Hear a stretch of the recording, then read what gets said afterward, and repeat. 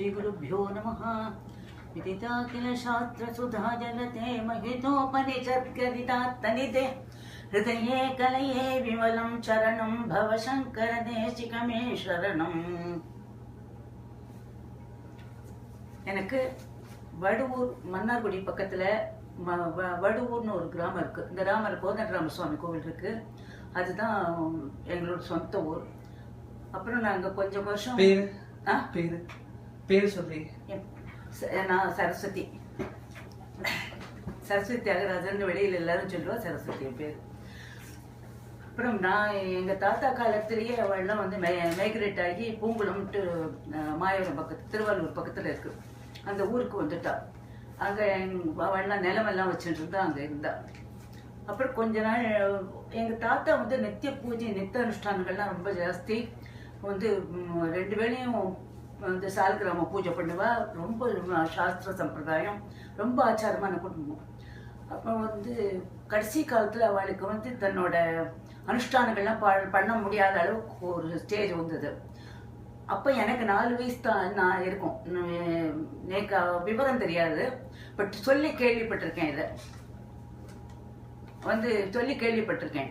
என்னென்னா அவளுக்கு நித்தியானுஷ்டானங்கள்லாம் பண்ண முடியாத எங்கள் அப்பா சித்தப்பாவெல்லாம் விட்டு பண்ண சொல்லி அந்த தீர்த்தத்தை கையில் வந்து வாங்கிப்பாளாம் தான் பண்ணின மாதிரி பாவனையில். அப்படி இருக்கும்பொழுது ஒரு நாளைக்கு ஒரு விடிகால 4 மணி இருக்கிறதே வாசலில் யாரோ வந்து நிற்கிற மாதிரி தெரிஞ்சிருக்கு. எங்கள் அப்பாவோட அத்தி பேர் வந்து வாசலில் திருநெல்லை படுத்துட்டு இருந்திருக்கா. அவள் வந்து பார்த்துட்டு ஏதோ வாசலில் நிழல் தட்டுறதே அப்படின்னு பார்த்தாக்கா பெரியவா வந்து நிற்கிறா. பெரியவா வந்து நிற்கிறாளே, எனக்கு வாங்கடா சீமா வெள்ளம் வாங்க எல்லாம் கூப்பிட்டு இது பண்ணியிருக்கா. அவள் வந்து குடுக்குடுன்னு வந்துட்டா. உள்ள வந்துட்டு பூண்டு கும்பல் ட்ரை பண்ணிட்டு உள்ளே வந்துட்டா. வந்து தாத்தா படுத்துருக்கு ரூம்க்கே வந்துட்டா.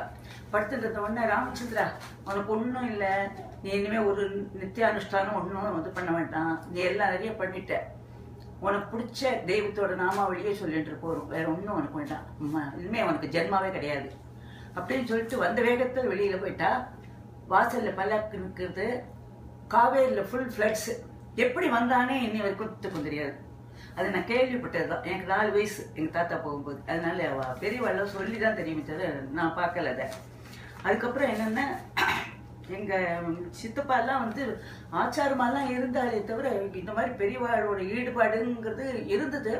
ஆனால் தீவிரமாக இருந்தது என்னன்னாக்கா 50s தான் எங்கள் சித்தப்பா ஆயுர்வேத டாக்டர் கும்பகோணத்தில். அவள் வந்து கும்பகோணத்தில் மட்டத்தில் வந்து பெரியவா தங்கியிருக்கிற போதெல்லாம் போய் தினம் தரிசனம் பண்ணிட்டு தான் வேலை பார்க்கறதுக்கு வருவாள். அப்படி இருக்கிறதே ஒரு நாளைக்கு பெரியவாக்கு உடம்பு சரியில்லைன்னு சொன்னான். என்ன மருந்து கொடுக்குறேன்னு கேட்டிருக்கா. ஏதோ மருந்தை சொல்லியிருக்கா. அடாடா இது வந்து கப்பத்தில் ரத்தம் வருமாச்சு அப்படின்னு சொன்னாலாம் சித்தப்பா. அந்த மருந்து சாப்பிட்டு வச்சுட்டாலாம். இதுவும் சொல்லி தான் கேள்வி, எனக்கு தெரியாது. ஏன்னா நான் வந்து சிதம்பரத்தில் இருந்தேன், அவள் கும்பகோணத்தில் இருந்தேன். அப்புறம் இவன் வந்துட்டா இந்த மருந்து சாப்பிடக்கூடாதுன்னு சொல்லிட்டு இது அப்படியே பிடிச்சிட்டு சித்தப்பா சொன்னத அவள் சாப்பிடாதே இருந்திருக்கா. உங்க சித்தப்பா டாக்டர் ஆயுர்வேதிக் டாக்டர். வேறு சான்ஸ்கிரிட்லாம் ரொம்ப நல்லா தெரியும். அவர் 2 வேதம் படிச்சிருக்கா. நித்திய அக்னிகோத்திரி, இந்த ரொம்ப அவர் உபாசனம், வைஷ்ணதேவம், அந்த மாதிரி ரொம்ப கர்மானுஷ்டானம், ரொம்ப நித்தியானுஷ்டானம் எல்லாமே நம்ம பிராமணாளுக்கு என்னெல்லாம் விதிச்சிருக்கோ அத்தனையும் சித்தப்பா அனுசரிச்சுட்டு இருந்தா. அப்படி இல்லைன்னா மறுநாள் எப்போதும் போல போனால் கொட்டாங்குச்சியில் மண் ரொப்பி வச்சிருக்கு. அதில் என்ன கப்பத்தை துப்பின்னு இருக்கா. இப்போ பாடுறா, நீ வத்துக்காத்தான் வெயிட் பண்ணியிருந்தேன் பாடுறா அப்படின்னாலும் தடுத்து தான் பற்றியா அவன் சொன்னான்னுட்டு தான் நிறுத்தி வச்சேன் அந்த மருந்து. அவன் ஒரு வேளை சாப்பிட்டுட்டு பற்றியா அவன் சொன்ன மாதிரி இனிமேல் இவன் மருந்து கொடுத்து தான் நான் சாப்பிடுவேன் அப்படின்னானா. அப்புறம் சாப்பிட்டு இருக்கா. ஒரு எந்த வருஷம் நடந்ததுன்னு தெரியல. ஒருனா பௌர்ணமி பூஜை பண்ணிட்டு மட்டத்தில் அவர் பாட்டுக்கு ஒத்துட்டையும் சொல்லாத இன்னொரு அவளோட பார்ஷலோட வந்துட்டா. எங்கே வந்து மாடியில் காமாட்சி ஜோசியத்தில் மாடியில் சித்தப்பாவும் மாடியில் இருக்கு. வந்து மேலதாலம் ஒன்றும் இல்லாத வந்து மாடியில் யாரோ படி ஏறி வருவா. ராத்திரி 10:30 மணிக்கு வந்துட்டா. வந்துட்டு பிரமிச்சுட்டா. வஸ்துவா இங்கே வந்து நிற்கிறாள். திடீர்னு பூர்ண கொம்ப கொடுக்கல ஒன்றும் திடீர்னு வந்துட்டாளே. எனக்கு உங்களுக்கு என்ன வயசு அப்போ? யார்? எனக்கா? எனக்கு வந்து 16 வயசு இருக்கும் அப்போ. நான் இல்லை அங்கே, நான் சிதம்பரத்தில். இதெல்லாம் கேள்விதான். என்ன எங்காத்தில் இருந்ததுன்னா பராபரிய காதல் விழுமோன்னோம். அது மாதிரி வந்துட்டு கொஞ்ச நாள் 1/2 மணி நேரம் இருந்தாலும் சித்தப்பாக்கு என்னன்னா அங்கே ஒருத்தருக்கு தெரியுமோ என்னமோ தெரியாதோ ஒரு பாட்டுக்கு வந்துட்டாரே அப்படின்னு மடத்துக்கு ஃபோன் பண்ணி இது மாதிரி வந்திருக்கா இங்கே அப்படின்னு சொல்லிட்டு அப்புறம் கொஞ்ச நாள் இருந்துட்டு போயிட்டா. அப்போ ஒன்றும் சிக்கிரி போயிட்டா இல்லை. அந்த ஃபோட்டோ கூட எங்கள் இடத்துல இருக்குது. அவள் அழோட எடுத்துட்டேன். எங்கள் சித்தப்பா அந்த நாளையே கேமராலாம் வச்சுட்டு இருந்தா. வச்சு அடைய விட்டு எடுக்க சொன்னியும் சித்தப்பா சித்தி இருக்கா, நடுவில் பெரியவா இருக்கிறா. அது எங்காத்து ஹால்லேயே கும்பகோணத்தில் இன்றைக்கும் மாட்டியிருக்கு. அப்புறம் இன்னொரு தடவை வந்துட்டு இது தர்மத்தில் பிரதிஷ்டை பண்ணிட்டான். பெரியவா தான் எங்கள் ஆற்றுல வந்து பண்ணா. ஆற்றுலேயே தர்மத்தில் பிரதிஷ்டை பண்ணிட்டு பாதுகாப்பு அந்த இதெல்லாம் மருந்தெல்லாம் படுறதுக்கு சந்தன மரம் எல்லாம் நிறையா இருக்குது. என்னடா இருக்குதெல்லாம் அப்படின்னு மருந்தெல்லாம் பட்டிருக்கு. சந்தன மரம் ஆற்றுலேயே ஃபேக்ட்ரி கீழே. உடனே மருந்துங்கெல்லாம் பட்டுறதுக்கு தான் பெரியவா அப்படின்னாலாம். அப்படின்னு போயிட்டேன். அப்புறம் ஒரு நாளைக்கு எங்கள் சித்தப்பா குதிச்சு தான் சந்தனக்கட்டை இருக்குது, பெரியவாளுக்கு பாதுகாப்பு பண்ணி கொடுக்கணும். தான் போக முடியல, அப்படியே ஊரில் இருந்தா. யார்கிட்டையோ பாதுகாப்பு பண்ணி எங்கள் சொந்தக்காரர்கிட்ட அனுப்பிச்சாலும் அதனால் அதை வந்து காலில் போட்டுருக்கிற பாதியை கழட்டி வச்சுட்டு உடனே இந்த பாதியை போட்டுட்டாலாம். போட்டு இந்த பாதியை கொண்டு அவன்கிட்ட கொடுத்துரும் அப்படின்னாலாம். ஏன்னா என்னோடய விரல் சோடெல்லாம் பதிஞ்சிருக்கோ இல்லையா, அதனால் அதுதான் அவனுக்கு கொடுக்கணும் அப்படின்ட்டு அந்த மாதிரி அனுகிரகம் பண்ணிட்டேன். அப்புறம் அந்த இதெல்லாம் அங்கே ஜட்ஜுக்கு சப்ஜெக்ட் இருந்தார் கும்பகோணத்தில். அது 60ஸ்லையோ, ஐ டோன்ட் ரிமெம்பர் கரெக்டாக, 58 to 60ஸ்லையோ. அவர் வந்து முஸ்லீமை தவிர பை பர்த்து ரொம்ப எல்லா மதத்துக்கும் இது பண்ணுவார். நம்மளோட மதத்துக்கு ரொம்ப இம்பார்ட்டன்ஸ் கொடுக்குறவர் அவர். அவர் கீழே நிறைய என்டோமெண்ட் அந்த சாஸ்திரம் இதெல்லாம் இதுங்கெல்லாம் அவரோட டிபார்ட்மெண்ட்டு கீழே இருந்தது. இவரை கூப்பிட்டு சித்தப்பாவை கூப்பிட்டு முன்னாடி எங்கள் சித்தி இது இன்டர்வியூவில் சொல்லியிருக்கா ஆக்சுவலி. பட் நீ எங்கள் ஃபேமிலி இதெல்லாம் பற்றி கேட்கறதுனால நான் சொல்கிறேன். இது அவள் வந்து அவங்க கமாலுதீன் கூப்பிட்டு இவரை நீங்கள் இதை எடுத்து நடத்துங்க ராஜாவை இது படுத்தாலையில் அப்பா குட்டியை ஏற்படுத்தி ஸ்தாபனம் இது கோவிந்த தீட்சிதர் இது நீங்கள் எடுத்து நடத்துங்கோ, இது நீங்கள் பண்ணினா நல்லா இருக்கும்னு நினைக்கிறேன். சித்தப்பாவுக்கு பொது காரியத்திலாம் போயிடப்பட்ட பழக்கம் கிடையாது. நாளைக்கு சொல்கிறேன், ஒரு 24 hours டைம் கொடுங்கன்னு சொல்லிட்டு வந்தவர். அப்புறம் யோஜனை பண்ணிட்டு மடத்துக்கு போட்டால் இப்போ விளையாட்டங்குடியில் இருந்தால் பெரியவா. அப்போ 60s தான் இருக்கும். ஏன்னா அப்போ தான் விளையாட்டங்குடியில் இருந்தேன். விளையாட்டங்குடிக்கு ஃபோன் போட்டு பெரியவாட்டை கேட்டு சொல்லுங்கோ, இந்த மாதிரி அவள் சொல்கிறா, நான் எடுத்துக்கலாமான்னு சொல்லிட்டு பெரியவா உடனே மறு ஃபோன் வந்துட்டோம். அங்கே அவனை உடனே அண்டர்டேக் பண்ண சொல்ல அந்த இதை அவன் எடுத்து நடத்தட்டும் வேத பாடசாலைன்ட்டு. இன்றைக்கி ராஜா வேத பாடசாலைன்ட்டு எங்கள் சித்தப்பா நடத்தி அந்த குழந்தைகளுக்கெல்லாம் ஸ்டைப்பண்ட் வாங்கி கொடுத்து, செல்டம் விட்டு ஸ்டைப்பண்ட் வாங்கி கொடுத்து இப்போ 400 குழந்தைகள் இருக்காங்க. 7 குழந்தைகள் இருந்த இடத்துல அப்புறம் இப்போ இன்னும் கூட விருத்தியாக இருப்பாள். நான் சொல்கிறது ரொம்ப நாள் முன்னாடி 400 குழந்தைங்கிறது. அது ஏற்பட்டு சென்ட்ரல் கவர்மெண்ட் சேலரியே அந்த வாத்தியாருக்கெல்லாம் போட்டு கொடுத்தா. அந்த கவர்மெண்ட்டோட ஃபைட் பண்ணி இந்த பனாரஸ் யூனிவர்சிட்டியில் இதெல்லாம் நடந்த போது வேத சதஸ்தெல்லாம் நடந்த போது சித்தப்பா ப்ரிசைட் பண்ணியிருக்காரு. ஏன்னா அவர் 2 வேதம் அத்தியானம் பண்ணியிருக்கார். சாம வேதத்தில் பாதி அத்தியானம் பண்ணியிருக்கார். ரிக்கை ஜூர் ஃபுல்லாக பண்ணியிருக்கான். அது மாதிரி 2 சித்தப்பாவுமே அந்த மாதிரி தான். எங்கள் அப்பா வந்து அவளை பண்ணலை. வேதம் தெரியும் ருத்தம் சுமக்கம் எல்லாம் சொல்லுவாள், சோஸ்திரங்கள்லாம் சொல்லுவாள். தவிர இப்போ நான் ஏதாவது ஸ்லோகம் சொல்லுவேன்னா எங்கள் அப்பா வரதான் அதுலேயே சான்ஸ்கிரிட் வாத்தியார் வச்சு எனக்கு ஸ்லோகம் சொல்லி கொடுத்தா. நான் காலம்புரை அதனால் வந்து கோவிலுக்கு விடிகாலம் 5:30 மணிக்கு கிளம்பி போயிட்டு 7 மணிக்கு ஆற்றுக்கு ஓடி வருவேன். வாத்தியார் காத்துட்டு இருப்பார் ஆற்றுல வச்சு. அவ்வளோ சத்தியா ஸ்லோகங்கள்லாம் கற்றுட்டோம். இது எப்படின்னா எங்கள் அம்மாவோட அம்மா வந்து பாட்டி இருக்காளே, அவள் வந்து பெரியவா கிட்ட ரொம்ப பக்தி. சின்ன வயசுலேருந்தே அவளுக்கு வந்து பிள்ளையார் பேரில், சுப்பிரமணிய சுவாமி பேரில், இப்படி கிருஷ்ணன் பேரில், ராமர் பேர்லன்னு தானாகவே பாட்டு வர ஆரம்பிச்சிது. ரொம்ப சின்ன வயசுல 15 வயசில் அந்த மாதிரி. அவள் அந்த நாள் 8 வயசுலேயே கல்யாணம் ஆகிடும் இல்லையா. தானே வந்து வளம் கொஞ்சம் கிறுக்கு மாதிரி கூட நினச்சிப்பாளாம். அப்படியே பாடிட்டு பார்த்து தேனாட்டம் கொஞ்சம் எம்எஸ் பாடுற மாதிரி பாடுவாள். அப்புறம் ஒரு நாள் அவள் அக்காவாத்துக்கு பாட்டி திருவலஞ்சூழியில் இருந்தாங்க, பெரிய பாட்டி. திருவலஞ்சூழிக்கு பாட்டி எங்கள் மாமாவையும் சித்தியும் அழிச்சுட்டு போயிருக்கா. போனால் அவள் என்ன குழந்தையெல்லாம் உள்ள நோயோன்னா யாரோ உள்ளே படுத்து தூங்கிட்டு இருந்தாள். அந்த யார் அக்கா படுத்துன்னு இருக்கான்ட்டு இதுவா பந்துல ஐயர் நொட்டு தெரியும். திருக்கலா ஊர்னு சொல்கிறது திருக்கருகா ஊர். அந்த ஊரில் பந்துல ஐயர் நொட்டு ஃப்ரீடம் ஃபைட்டர். அவரோட பொண்டாட்டி நாகமாமி இவ சாந்தானந்த சுவாமிகளோட டிசைபிள் ஸ்ரீவித்யா பூர எடுத்துட்டு இருக்கா அவகிட்ட அப்படின்னு எல்லாம் பெரிய பாட்டி சொல்லியிருக்கா. இந்த பாட்டி அந்த பாட்டியை பார்த்தாலும் ஒரு ஹேலோ தெரிஞ்சுதான். உடனே தெரிஞ்ச உடனே ஸ்ரீவித்யா உபதேசம் எடுத்து பாட்டி அங்க என்னன்னே தெரியாத அப்படியே அம்பாள் பேர்ல பாட ஆரம்பிச்சுட்டா. உபதேசம் உட்காந்து மந்திரஜம் இல்லை, அப்படியே ஸ்ரீவித்யாவை பத்தி பாட ஆரம்பிச்சுட்டா. அப்புறம் தினமும் ஒரு அதுதான் அம்பாளை பத்தி பாடி. ஆமா, அதுக்கப்புறம் பாட்டு வந்துட்டே இருந்தது நான் ஸ்டாப். ராத்திரி தான் பாடுவா, எப்போ உட்காந்து சாப்பிட்டு பாட ஆரம்பிச்சுவா. பாட்டிக்கு எப்போ பாட்டு வரும் என்னன்னு நமக்கு தெரியாது. எப்போ நடுராத்திரி வரும், மத்தியானத்துல வரும், எப்போ வேணாலும் அது அவளுக்கு பாட்டு ராகத்தோடயே வரும். எல்லா தேவி பாட்டும் ராகத்தோடயே வரும். அது எத்தனை நூற்றுக்கணக்கான பாட்டு பாடியிருக்கானே கணக்கே கிடையாது, அவ்வளோ பாடியிருக்கா. அப்போ ஒரு எப்படி பண்ணியிருந்தா, நான் வந்து 7 வயசுல 3rd ஸ்டாண்டர்ட் பாஸ் பண்ணிட்டு 1 வருஷம் எங்கள் பாட்டியோட இருந்தேன். அப்போ என்னென்ன பாட்டியாருக்கு வந்து ரொம்ப சாதாரண, ரொம்ப வசதி கிடையாது. தாத்தா வேலையை விட்டுட்டாங்க, ரயில்வேல வேலை இருந்தது, ஏதோ குடும்ப இது காரணமாக ஏதோ விட்டுட்டா வேலையை. சிரமமாக இருந்தது, சிரம தசை. ஆனால் என்னை கொண்டு வச்சுட்டு இருந்தா நான் இன்னும் தம்பி நானும் இருந்தோம். அப்போ வந்து கோவிலுக்கெல்லாம் கூட்டுவா. ஆற்றுல பூஜையே வந்து ஒரு சாதாரணப்பட்ட ஆற்றுல நடக்கிற மாதிரி நடக்காது. அவாவா திரவியங்களை கொண்டு கொடுப்பா. ஆற்றுல கொள்ளையில நிறைய அத்தனை புஷ்பம் பூக்கும். தினமுமே ராஜோபச்சாரம் தான் அம்பாளுக்கு. அந்த மாதிரி இன்னி வரைக்கும் ஐடல் என்ன வச்சிருக்காருன்னு தெரியாது. ஒரு சம்பளத்துக்குள்ள வச்சிருப்பா, அந்த சம்பளத்து மேல தான் பூஜை பண்ணுவா. இன்னி வரைக்கும் அதை திறந்ததே கிடையாது. இன்னைக்கும் எங்க ஆத்துல இருக்கு, அதை நாங்க திறந்து பார்த்து சொல்லியிருக்கா. திறந்தா உக்குரகம் தாங்காது உங்களாலன்னு சொல்லியிருக்கா. அதனால அது உள்ளே தான் இருக்கு சொடத்தி, அது மேலே தான் அபிஷேகம், அது மாதிரி தான் பண்ணுவா. ஒரு நாள் என்கிட்ட சொல்லியிருக்கா பாட்டி, நீ பல்லு தேய்க்கிறதெல்லாம் வேப்பம் செடி இருக்கு. நாங்கெல்லாம் கிராமத்துல எல்லாம் தோட்டம் தானே, எங்க பார்த்தாலுமே பாத்ரூம் அந்த மாதிரி இருக்காது. கொப்பளிச்சாக்க வேப்பஞ்செடி இருந்ததுனாக்க கொப்பளிக்க கூடாது அம்பாள் அப்படின்னு சொல்லியிருக்கா. நான் ஒரு நாள் பல்லு தேய்க்கிறேன், காலம்புற 6 மணிக்கு பல்லு தேய்ச்சி துப்ப போகும்போது ஒரு சின்ன வேப்பஞ்செடி முளைச்சிருந்தது தோக்கிற கல்லுக்கு. பாட்டி சொல்லியிருக்காள், இங்கே துப்பக்கூடாதுன்னு சொல்லிட்டு தள்ளி துப்பணும் அப்படின்னு நடந்து துப்பறதுக்கு போறேன். அம்பாள் வந்து வேப்பஞ்செடியிலேருந்து எழுந்து வரா. உங்களுக்கு தெரியுதா? எனக்கு தெரியுதா?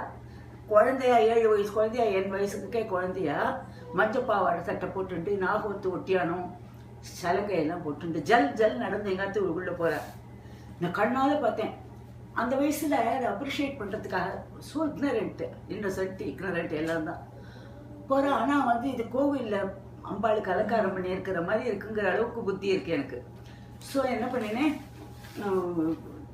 பாட்டி பாட்டி அம்மான்னு கூப்பிடுவேன். அம்மா அம்மா நம்ம பார்த்துக்கு அம்பாள் வராமா, பின்னாடி பாரு பின்னாடி அப்படின்னு துரத்திட்டே போனேன். அப்ஸ்கார்ட் ஆயிட்டா, காணாம அந்த தியானம். அப்புறம் பாட்டிட்டு சொன்னேன், அம்மா இப்போதாம்மா பார்த்தேம்மா, இப்போ அம்பாள் வந்து நம்ம கோவிலில் பார்க்குற மாதிரியே வந்தாம்மா அப்படின்னு.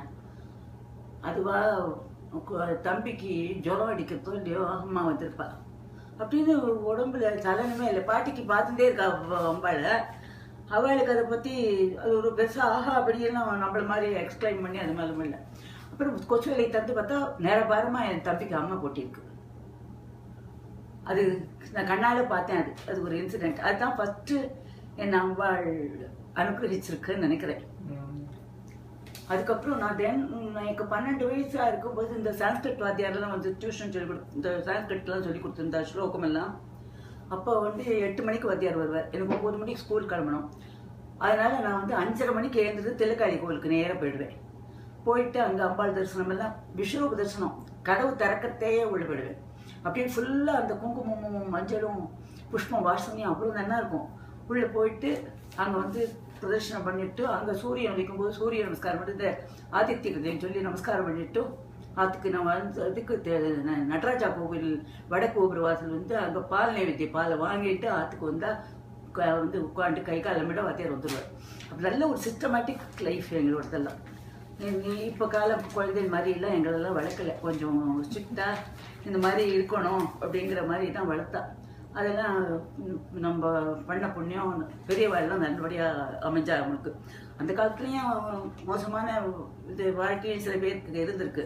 எங்களை பொறுத்த வரைக்கும் கிஃப்டட் அந்த மாதிரி இது. அடிப்பா வைவா அதெல்லாம் வேற. ஆனால் நம்மளை சேனலைஸ் பண்ணி இப்படி கொண்டு வரணுங்கிறதுல அவளோட பங்கு தான் ஜாஸ்தி. நான் இங்கே ஒன்றுமே பண்ணலை இருக்கு.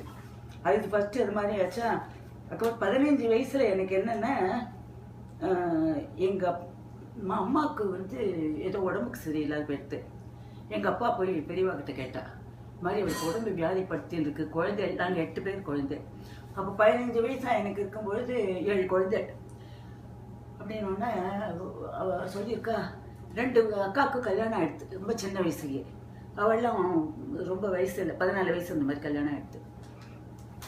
உனக்கு கல்யாணம் ஆகாத ஆற்றுல பொண்ணு இருக்காடோ இல்லையோ, அவளுக்கு துர்கா சப்த ஸ்லோகி சொல்லு டெய்லி சொல்லி ஈசானிய மூலையில் விளக்கேற்றி வச்சு பலகா போட்டு கோலம் போட்டு ஈசானிய மூலையில், அது இன்டைரக்ட் உபதேசம். அப்போ எனக்கு நேராக அவர்கிட்ட நான் கற்றுக்கல, அப்பா மூலமாக அப்பா சொல்லி நான் டெய்லி இதை பண்ணிட்டு இருந்தேன். நான் நார்த் ஈஸ்ட் சைடில் வந்து பலகா போட்டு கோலம் போட்டு 9 பிரதட்சண நமஸ்காரம் பண்ணியிருந்தேன். அதை நான் எல்லாருக்கும் சொல்லி எல்லாருக்கும் நிறைய நன்னா நடந்திருக்கு, நிறைய நடந்திருக்கு. நீங்கள்லாம் கூட அது பண்ணும்போது ரொம்ப நல்லது. என்ன இப்போ சமீபத்தில் இந்த கனெக்ஷன்லேயே சொல்கிறேன், அப்புறம் மறந்து போயிடுவேன். 2 வருஷம் முன்னாடி இங்கே சரஸ்வநாமம் 2 பேருக்கு சொல்லி கொடுத்துருந்தேன், லலிதா சரஸ்வநாமம் டேலஸ்லேயே. அதில் ஒரு பொண்ணு ரெட்டியார் ஆந்திராக்காரா, ஒத்தி வந்து கொங்கணியா துளுவோ ஏதோ சொந்தமா. அந்த ஆந்திராவோ இங்கே 17 வருஷமாவோ 18 வருஷமா இந்த ஊரில் இருக்காளாம். அவள் அங்கே போஸ்ட் கிராஜுவேஷன் முடிச்சுட்டு வந்திருக்கா இந்தியாவில். இங்கே வந்து வேலை தேடி தேடி அவளுக்கு வேலையே கிடைக்கல. சொன்னால் நான் ஒன்று கேட்குறேம்மா, எனக்கு அதை சித்தி ஆகுமா சொல்லுங்க அப்படின்னா. என்னென்ன எனக்கு வேலை கிடைக்கணும், என் பிள்ளை இந்த வருஷம் காலேஜ் சேர்ந்துருவோம் அடுத்த வருஷம், அப்புறம் 2 பேர் சம்பாதிச்சா தான் இந்த ஊரில் முடியும். அதனால் எனக்கு நான் இத்தனை வருஷமாக ட்ரை பண்ணுறேன், கிடைக்கும்னா உங்களை பார்த்தா எனக்கு நீங்கள் வந்து அம்பாள்கிட்ட சொல்லுவேன்னு தோன்றதுன்னு என்னமோ அவள் சொன்னான். அதனால எனக்கு ஒன்றும் தெரியாது, ஒன்று மாதிரி தான் நானும். இது வந்து நான் ஸ்லோகம் சொல்கிறேன்னு சொல்லு, எனக்கு தெரிஞ்சதெல்லாம் ஸ்லோகம் தான், அதாவது சொல்லு. எனக்கு இந்த ஸ்லோகத்தை சொன்னேன், பெரியவா எனக்கு சொன்னதை அவள்கிட்ட சொன்னேன். துர்கா சப்த ஸ்லோகி சொல்லி நார்த் ஈஸ்டில் கோலம் போட்டு நீ 9 பிரதட்சண நமஸ்காரம் பண்ணு, பக்கா பெரியவா எதுக்கு சொல்லியிருக்கேன் நடக்கும் அப்படின்னு. அதே மாதிரி அவளுக்கு 15 நாளில் வேலை கிடைச்சி விட்டு 16-17 வருஷமா வேலை ட்ரை பண்ணியிருக்காவோ. 15 நாளில் வேலை கிடைச்சது. எங்கே என்ன காலேஜ் ஸ்டேஷன் இருக்கு இல்லையா, வந்து ஒரு இங்கே ஒரு ஊர் இருக்கேப்பா, இங்கேருந்து 3.5 மணி நேரம் டிரைவ் காலேஜ் ஸ்டேஷன் ஒரு ஊர் இருக்குது. அந்த இடத்துல அவளுக்கு போஸ்டிங். என்னட்ட வந்து அதை கூட அவள் சொல்லலை, வேலை கிடைச்சிட்டுமா அப்படின்னு சொல்லிட்டு நமஸ்காரம் பண்ணிட்டு போனேன். அப்புறம் அங்கே அவளோட பொண்ணு என்கிட்ட பாடம் கற்றுட்டு இருந்தா ஸ்லோகம். அதுக்கு கேட்டேன், அம்மா எங்கேம்மா போகிறா, எந்த ஊரில் இருக்கா, இந்த ஊர்லையா, இல்லை பாட்டி 9 ஊருக்கு போகிறா, எனக்கு வாரத்துக்கு ஒரு தடவை இல்லை 10 நாளைக்கு ஒரு தடவை தான் வருவான்னு. நிறைய தலைமையில் இந்த குழந்தைக்கு யார் பரிபாலனை பண்ணுவா இந்த குழந்தைய, இதுக்கு யாரும் தலைவாரி பின்னி விடுறது கூட ஒத்துணும் இருக்க மாட்டாளேன்னு சொல்லிட்டு எனக்கு ரொம்ப பாவமாக போயிடுது.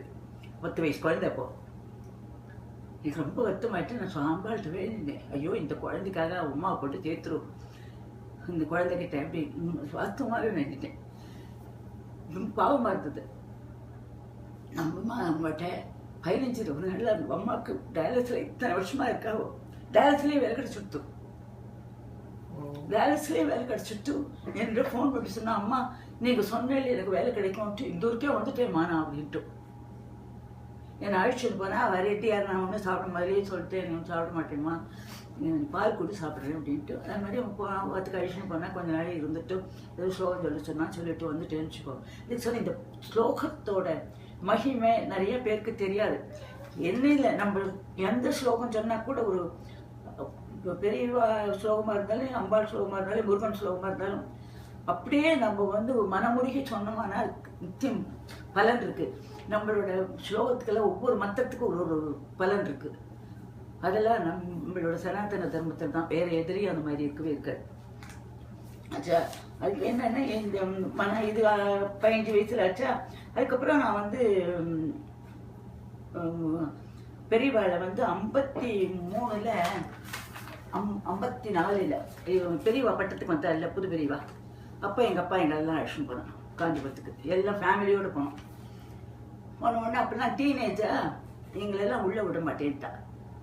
பெரிய மகாபெரிவா கிட்ட போய் பார்த்தோம், புது பெரியவாழ்த்த விட மாட்டோம். தூரக்கேருந்து இந்த இது தேட்ச்டு ரூஃப் அதில் உட்காந்துருந்தா, தூரக்கேருந்து எங்களெல்லாம் எங்கள் அப்பா எல்லாம் உள்ளே போய் நமஸ்காரம் பண்ணால் எங்கெல்லாம் வெளியிலேயே நிறுத்திச்சுன்னா அங்கேருந்து நமஸ்காரம் மட்டும் வந்துட்டோம். அப்போல்லாம் போய் இன்ட்ராக்ட் அப்பாலாம் போய் பேசினா பெரியவாக்கிட்டலாம், நாங்கள்லாம் ஒன்று பேசல வந்துட்டோம். அப்போ எனக்கு வந்து 21 வயசு கல்யாணம் ஆகும்போது, கல்யாணம் ஆகிட்டு எனக்கு கொஞ்சம் ப்ராப்ளம்ஸ் எல்லாம் இருந்தது. கல்யாணம் மேரிட் லைஃப்பில் கொஞ்சம் பெரியவாளெல்லாம் ஆற்றுல இருந்த பெரியவாளெல்லாம் கொஞ்சம் ப்ராப்ளம்ஸ் எல்லாம் இருந்தது.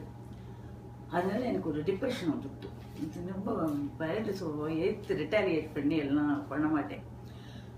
அதனால எனக்கு மனசுக்குள்ளே வச்சிருந்து கொஞ்சம் டிப்ரெஷன் மாதிரி வந்துடுது. எங்கள் அப்பா அதை போய் பெரியவாட்ட சொன்னால், இந்த மாதிரி அவளுக்கு உடம்பு சரியில்லை, அடிக்கடி உடம்பு படுத்துறது அப்படின்னு தான் சொன்னான். சொன்னோடனே ரட்ச ஒரு மண்டலம் பூஜையில் வச்சு தரேன்டா, அதை கட்டிக்க சொல்லு அப்படின்னு சொன்னேன். சொல்றது இருத்துறது எனக்கு மனசு. ஏன்னா ரொம்ப காருண்யமானவா பெரியவா.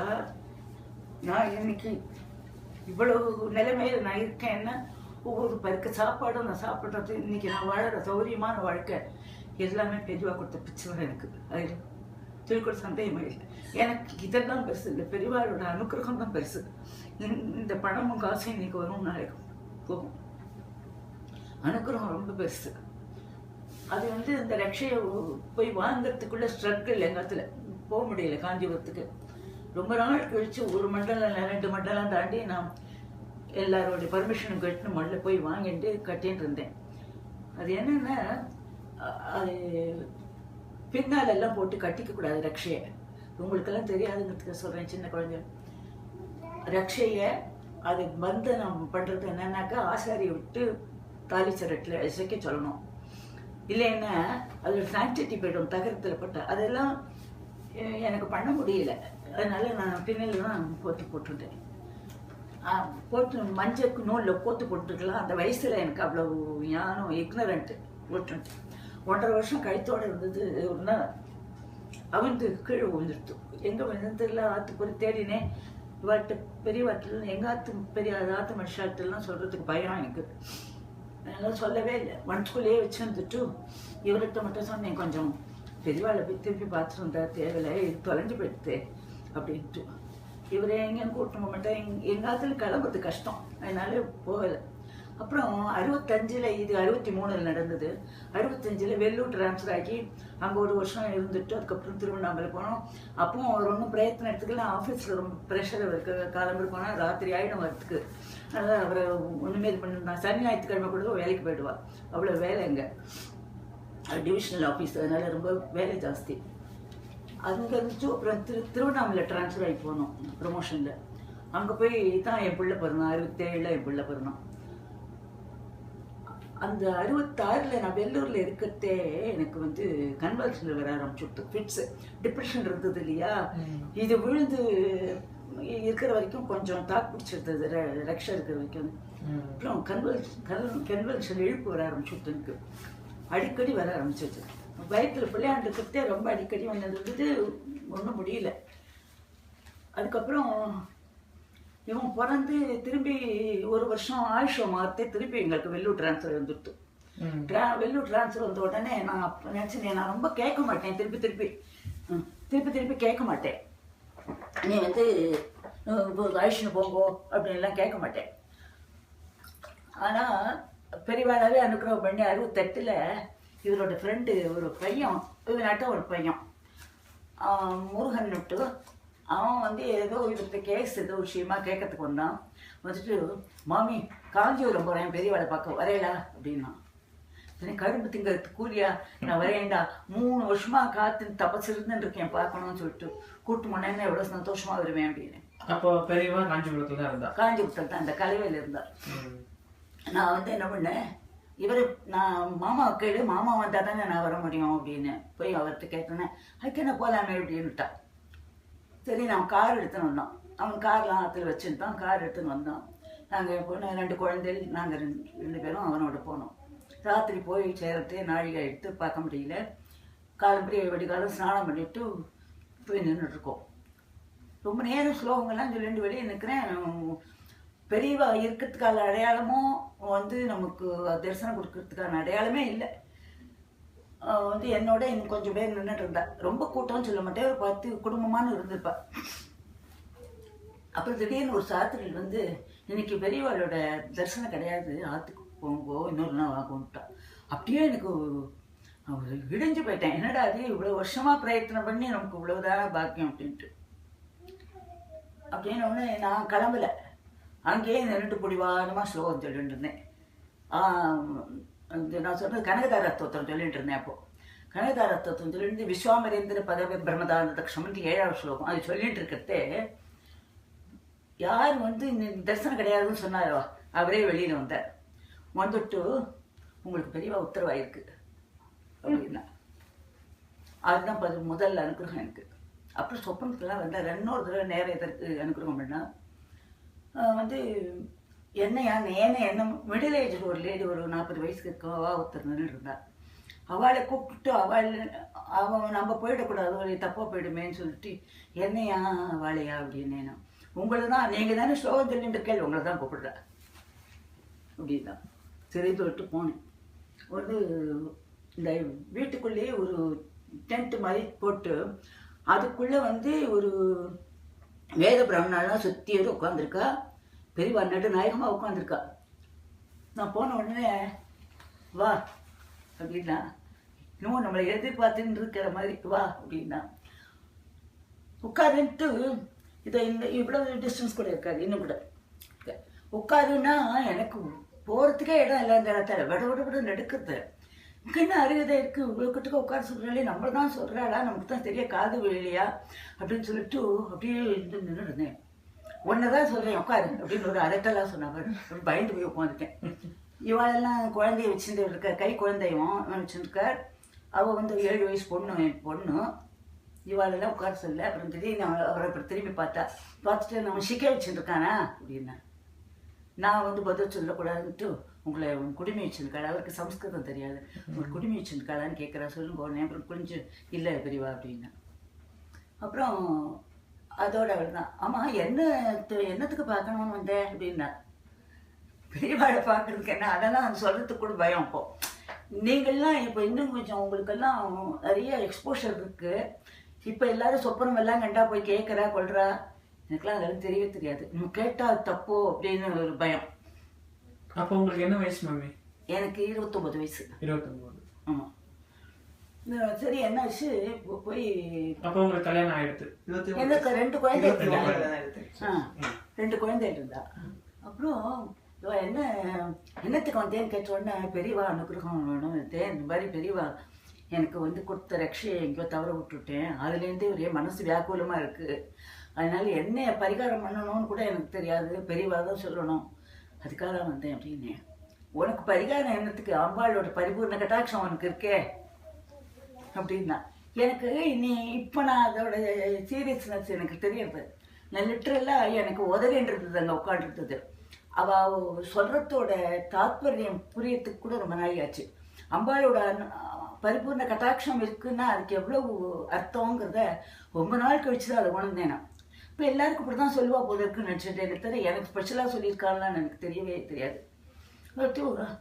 சரி அமோகமாக நல்லா இருப்பேன் அப்படின்னா பிரசாதம் தன் கையாலேயே கொடுத்தார். இன்னொருத்தரை விட்டெல்லாம் கொடுத்தாரு, அவரே கொடுத்தார். திராட்சை, குங்குமம், கல்கண்டு எல்லாம் வாங்கிட்டு உத்தரவு கொடுத்துட்டா வந்துட்டோம். அதுதான் ஃபஸ்ட்டு. ஆனால் கன்வென்ஷன் வந்துட்டு தான் இருந்தது. அதுக்கப்புறம் எனக்கு 91 வரைக்கும் கன்வென்ஷன் வந்துட்டு தான் இருந்தது. ஆனால் எனக்கு அந்த பிளிஸ் இருக்கு இல்லையா, அதை எனக்கு ஏன்னா நான் எப்போதுமே வெள்ளிக்கிழமை அன்னைக்கு நான் ஸ்லோகம் எல்லாம் சொல்லிட்டு 5 வெத்தல் 5 பேருக்கு 4 வெத்தல் 2 பாக்கு 5 மஞ்சக்கிழங்கு வச்சு வாடிக்கையாக 5 சுமங்கலிக்கு வெத்தல் பாக்கு கொடுப்பேன். அதுக்கப்புறம் எங்கள் ஆற்றுல கொஞ்சம் நின்று போனேன். சிராத்தமெல்லாம் காதில் விழுந்து 3வது மனுஷா மூலமாக காதில் விழுந்து அதெல்லாம் எடுத்து போட்டுக்கிட்டு செஞ்சேன். பெரியவாளுக்கு தெரியாது, அதாவது எங்கள் ஆற்று பெரியவாளுக்கு தெரியாத செஞ்சேன். ஏன்னா அது அவள் அப்ஜெக்ட் பண்ணுவான்னு ஒரு இருந்தது. ஆமாம், அதனால பெரியவாளுக்கு இந்த சாத்திரம்லாம் நிற்கக்கூடாது இல்லையா, அதில் இவர் தான் கர்த்தா. அது யாரோ பெரியவாளுக்கு பண்ண ஆற்று பெரியவாளுக்கு பண்ண வேண்டியது இவர் கர்த்தா. ஆனால் அதை சொல்லாதே இருந்துட்டா. இவளுக்கு சின்ன வயசு இருக்கிறவளுக்கெல்லாம் என்ன தெரியும். அப்புறம் நாம் தான் ஃபைட் பண்ணி இவ்வளோ தாக்கணும். ஏன்னா எங்கள் ஆற்றுல ஒரு வேத குடும்பம் ஆச்சு, எங்களுக்கு தெரியும். நித்திய சிராத்த குடும்பம் எங்கள் ஆற்றுல. எங்கள் பாட்டி சுத்த போது 365 நாள் சிராத்தம் பண்ணேன். அப்பா, அந்த சுபஸ்வீகாரம் முடிஞ்சு மறுநாள்லேருந்து சிராத்தம் சோதகும்ப சொல்லுவேன். சோதம்பங்கிறத உதகும்ப சிராத்தம்னு சொல்லுவாள். தீர்த்தத்தோட நித்தியம் பண்ணுவா. விடாம 365 நாள். என்னம்மா? விடாம 365 நாள். எங்க அப்பா ஊருக்கு பிசினஸ் பண்ணிட்டு இருந்தா. எங்க அப்பா 3-4 நாள் மெட்ராஸ் எங்கேயா வந்துட்டாளானா கூட வந்து அந்த இது சேர்த்து 4 நாள் சேர்த்து பண்ணிடுவான். வந்து ஊர்லேருந்து வந்த அன்னைக்கு 4 வாத்தியார் கூப்பிட்டு பண்ணிடுவான். இல்லைன்னா ஒரு வாத்தியார் கூப்பிட்டு பண்ணிடுவான். அந்த மாதிரி ஸ்ரத்தையா பண்ணின்றதுனால எனக்கு இந்த ஸ்ராத்தத்தில் ரொம்ப இந்த எவை பொறுக்கிறதுன்னு சொல்லுவா. இந்த கோதுமையோட மேல் தோலோட இருக்கும் தெரியுமா, நெல்லு மாதிரி, அதைத்தான் எதுக்கு அதை பொறுக்குவான்னு கூட இன்னைக்கு கூட அதோட இம்பார்ட்டன்ஸ் தெரியாது. அதை பொறுக்கி தர சொல்லுவா. பொறுக்கி அதெல்லாம் அவ்வளவு சிரார்த்தத்துக்கு இம்பார்ட்டன்ஸ் கொடுக்குற குடும்பம் எங்க இடத்துல. இது இந்த மாதிரி இருந்தவொடனே எனக்கு நான் அதுக்கு அவரை தூண்டி ஹிரண்யமாவான்னு பண்ணுங்கோ, பண்ணாத இருக்கக்கூடாதுன்னு பண்ணி அந்த ஊர் தீட்சிதர் வச்சு அங்கே ஒருத்தர் தீட்சிதர் இருந்தார். அவரை விட்டு கொஞ்சம் சொல்லி கன்வின்ஸ் பண்ணியிருந்தார். அப்புறம் இது இந்த மாதிரி இதுதான் நான் அதுக்கப்புறம் நான் ஊரை ட்ரான்ஸ்ஃபர் ஆகிட்டு 73 திரும்பி மெட்ராஸ் வந்தேன். நான் ஒரு நிமிஷம்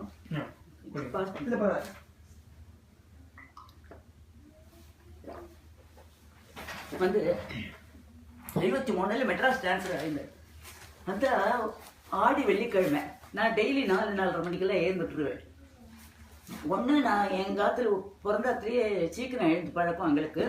இங்கே குழந்தைன்னு எல்லாம் ஸ்கூலுக்கு போயிட்டு தான். அப்போது பையனுக்கு 6 வயசாக எடுத்து, அவளுக்கு பொண்ணுக்கு 12 வயசாக எடுத்து ஆஃபீஸ் கிளம்பணும். அதனால் எனக்கு வெடிக்காலம் எழுந்துட்டு அது சரியாக இருக்கும். 4 மணிக்கு எழுந்துட்டுருவேன்.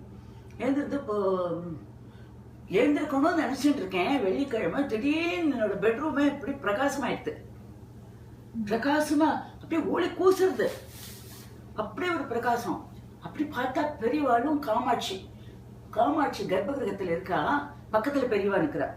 நீ போட்டோல எல்லாம் பாப்ப பத்தியா, அதே மாதிரி பார்த்துட்டு பெரியவா வா வா அப்படிங்கிறாரு. என்ன வானொன்னு பெரியவா கர்ப்பகிரகத்தில் இருக்க, நான் எப்படி எனக்கு அரியதை இருக்கு அப்படிங்கிறேன்.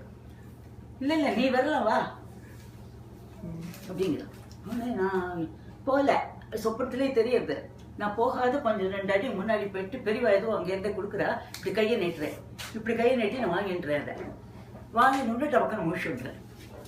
அன்னைக்கு சாயந்தரம் ஆஃபீஸ்லேருந்து வரத்தே மாமா வந்து உனக்கு ஒரு நல்ல நியூஸ் அப்படின்னா, நான் ஏதாவது கோவில் கழிச்சு போகிறேங்களா அப்படின்னேன். நான் காஞ்சிபுரம் போகிறோம் நாளைக்கு வியாச பூஜைக்கு.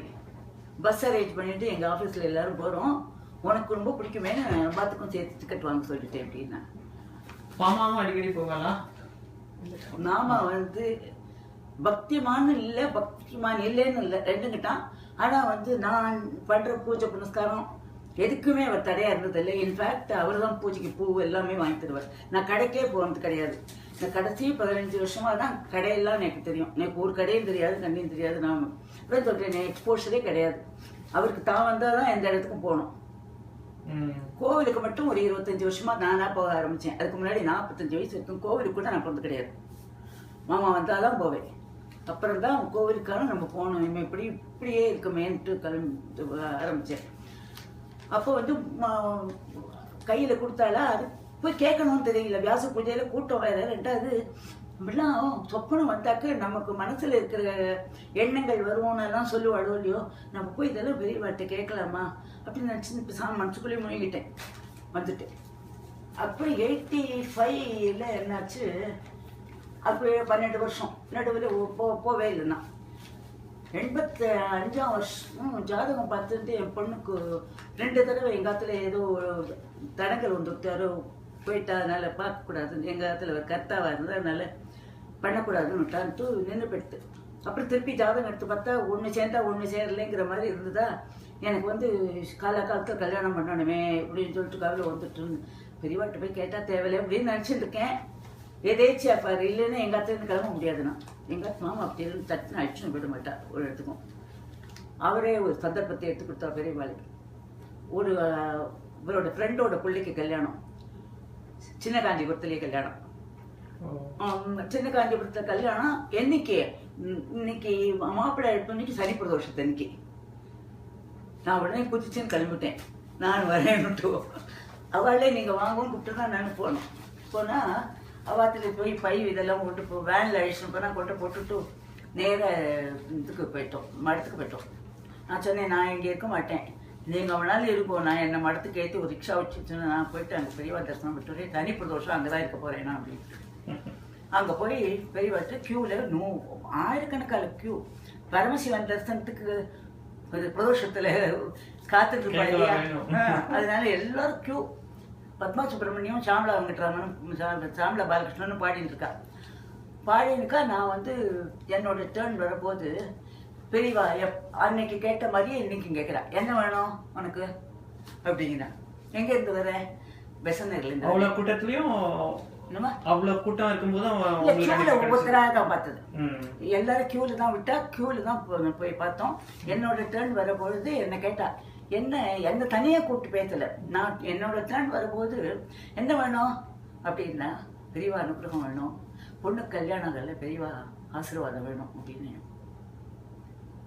ஜாதகத்தை எடுத்துன்னு போயிருந்தேன். அப்படியே அந்த பழத்தட்டு மேலேயே வச்ச உடனே இப்படி பண்ணா, அடுத்த மாசம் கல்யாணம் நிச்சயம், கவலைப்படாது போயிட்டு வா அப்படின்ட்டு அம்போட ஒரு பூர்ண கடாட்சம் இருக்கே உனக்கு அப்படின்னா. அப்போ அப்புறம் வந்து நான் என்ன பண்ணிட்டேன், நான் சொன்னேன் நீங்க எங்க வேணாலும் போய்க்குங்கோ, நான் பிரதோஷம் முடிகிற வரைக்கும் இங்கேருந்து வரமாட்டேன் அப்படி கடைசியில போய் உட்காந்துட்டேன். அப்போ இந்த மரம் இருக்கு, அதுக்கு பின்னாடி இருந்து இப்போ இந்த நிறைய கட்டடங்கள்லாம் வந்துவிட்டோம். அப்போ அதெல்லாம் கிடையாது. அவ டெய்ஸில் உட்காந்துருக்கா, நான் வந்து பின்னாடி போய் என்ன எல்லாரும் கியூவில் நிற்கிறா, உத்தரப்பு டிஸ்டர்பன்ஸ் இருக்கக்கூடாதுன்ட்டு பின்னாடி போய் சிவானந்தகிரி சொல்லிட்டு இருக்கேன். சிவானந்தகிரி அப்படியே பரமசிவன் வர்ணிக்கிறது தானே உனக்கு அவரோட இது தானே பக்தி பாவம். எப்படி நீ சிவன்கிட்ட பக்தி பண்ணணுங்கிறத சிவானந்தகிரி படித்தா கற்றுக்கலாம் நீ. அது நான் 30 வருஷமோ 32 வருஷமோ சொல்லிட்டு இருக்கேன். கண்ணை மூடி சொல்லிட்டு இருக்கேன். நான் இருக்கிறதுக்கும் பெரியவா இருக்கிறதுக்கும் ரொம்ப தூரம் இருக்கு, பார்க்கவே முடியாது. அவளுக்கு ஞான திருஷ்டி எல்லாம் என்ன நடக்கிறதுன்னு தெரியும் இல்லையா? திருப்பி ஏதோ நிழல் தட்டுறதை பக்கத்துல என்ன இப்படி கண் தட்டு பார்த்தா அவரோட பார்ஷவர் வந்து பக்கத்துல நிற்கிறார். பெரியவா உத்தரவா இருக்கு, உங்களை கூப்பிடுறா அப்படின்னா. அப்படின்னு ஒன்று என்னையா நான் பிரசாதம் எல்லாம் வாங்கிட்டு இப்பதான் அப்படின்னு. நீங்க தானே சிவானந்தகிரி சொல்றேன், உங்களை தான் கூப்பிடுறேன் அப்படின்னா. நீங்க சொல்றேன்னு முன்னாடி பெரியவாக்கு தெரியும். எப்படி தெரியும்? ஞான திருஷ்டியில் தெரியும்ப்பா. நம்ம சொல்லணுமா? நான் சத்தம் போட்டு சொல்லுவேன். நான் அந்த கூட்டத்துல அதுவும் பத்மா சுப்பிரமணியமும் சாமலா பாலகிருஷ்ணனும் விடாத பாடிட்டு இருக்கா. இப்ப நம்ம வாழ்க்கை டிஸ்டர்பன்ஸா நானும் பாட்டா தான் பாடுவேன். சிவானந்தகிரியை 50 காலத்துல பாட்டா பாடுவேன். அங்க அவளுக்கு டிஸ்டர்பன்ஸா நம்ம வந்து பாடக்கூடாது. எனக்கும் அந்த சிவானந்தகிரி அந்த இடத்துல அரங்கேற்றி ஆகணும், நான் கத்துன்றத. அதனால பாடுறேன். நான் சொல்லிருக்கேன், நீங்க தானே சிவானந்தகிரி சொல்றேன், ரொம்ப தான் கூப்பிடுறேன், உங்களுக்கு உத்தரவாயிடுது. சரிட்டு போனா போய் நின்னேன். எங்க அவன் அப்படின்னா எங்கன்னு ஒண்ணு எனக்கு விலவெடுத்து படுத்து எங்க இருந்து நம்ம தேடுவோம் இந்த கூட்டத்திலேன்ட்டு. இங்க பார்த்தேன், காணப்புற வாசல்ல போய் பார்த்தா யாரோ ஒரு எங்க ஃப்ரெண்ட், ஃபேமிலி ஃப்ரெண்ட், அவளோட பேசிட்டு இருந்தா. மாமி உங்களை பேர் சொல்லி கூப்பிடுவாளா, எப்படி கூப்பிடுவாங்க? பெரியவா உங்களை எப்படி கூப்பிடுவா? ஒன்றும் இல்லை, என்ன வேணும் அந்த மாதிரி தான் சொல்லுவேன். எனக்கு ஞாபகம் இல்லை இப்போ தப்பு. நான் வந்து இன்னும் ஒன்றும் எங்க அப்பா பேரையோ சித்தப்பா பேரோ எங்க தாத்தா பேரோ ஒருத்தர் பேரும் சொல்ல மாட்டேன். எதுக்குனாக்க நமக்கா அனுகிரகம் பண்றாளா. இப்போ ஃபேமிலி பேரெல்லாம் அவளுக்கு தெரியாதா? நீ வந்து எத்தனையோ 3 தலைமுறை பேர் சொல்லுவா பெரியவா. 3 தலைமுறை பேர் சொல்லுவா. அவ வந்து நீ இன்ட்ரோடியூஸ் பண்ணிக்க வேண்டியவா வேண்டாம். நான் வந்து அதெல்லாம் எனக்கு தெரியாது. ஆனா நானாவே நம்ம வந்து நம்மளாவே அங்கீகரிக்கிறாரா, வேற நமக்கு அனுகிரகம் பண்றாரா அப்படின்னு சொல்லிட்டு நான் சொல்லவே மாட்டேன். இது எங்க அவன் அப்படின்னு கேட்டால 2 பேரும் சேர்ந்து நமஸ்காரம் பண்ணுங்கோ அப்படின்னா. சரி 2 பேரும் சேர்ந்து நமஸ்காரம் பண்ணுவோம். எங்க மாமா ரொம்ப பயப்படுவா அவர்கிட்ட. குருங்கிறதுல கொஞ்சம் நம்ம அவ்வளவு ஆச்சாரம் போறாது இவருக்கு, அப்படி கொஞ்சம் ரொம்ப பயப்படுவாங்க. வந்தனா எங்க இருந்து வர அப்படி புதுசா கேட்குற மாதிரி. அப்பதான் கேட்டு பெசநகர்லாம் சொன்னோம் ஆச்சு. திரும்பி பெசநகர்ல இருந்து தான் வரேன் அப்படின்னு. அமோகமா நன்னா இருப்பேன். அம்பாளோட பரிபூர்ண கட்டாட்சம் உனக்கு இருக்கு திருப்பி அப்படின்னா.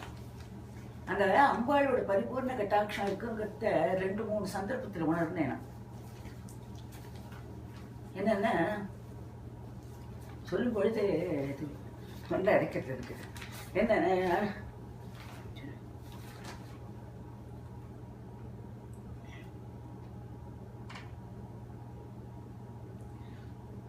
அவ வந்து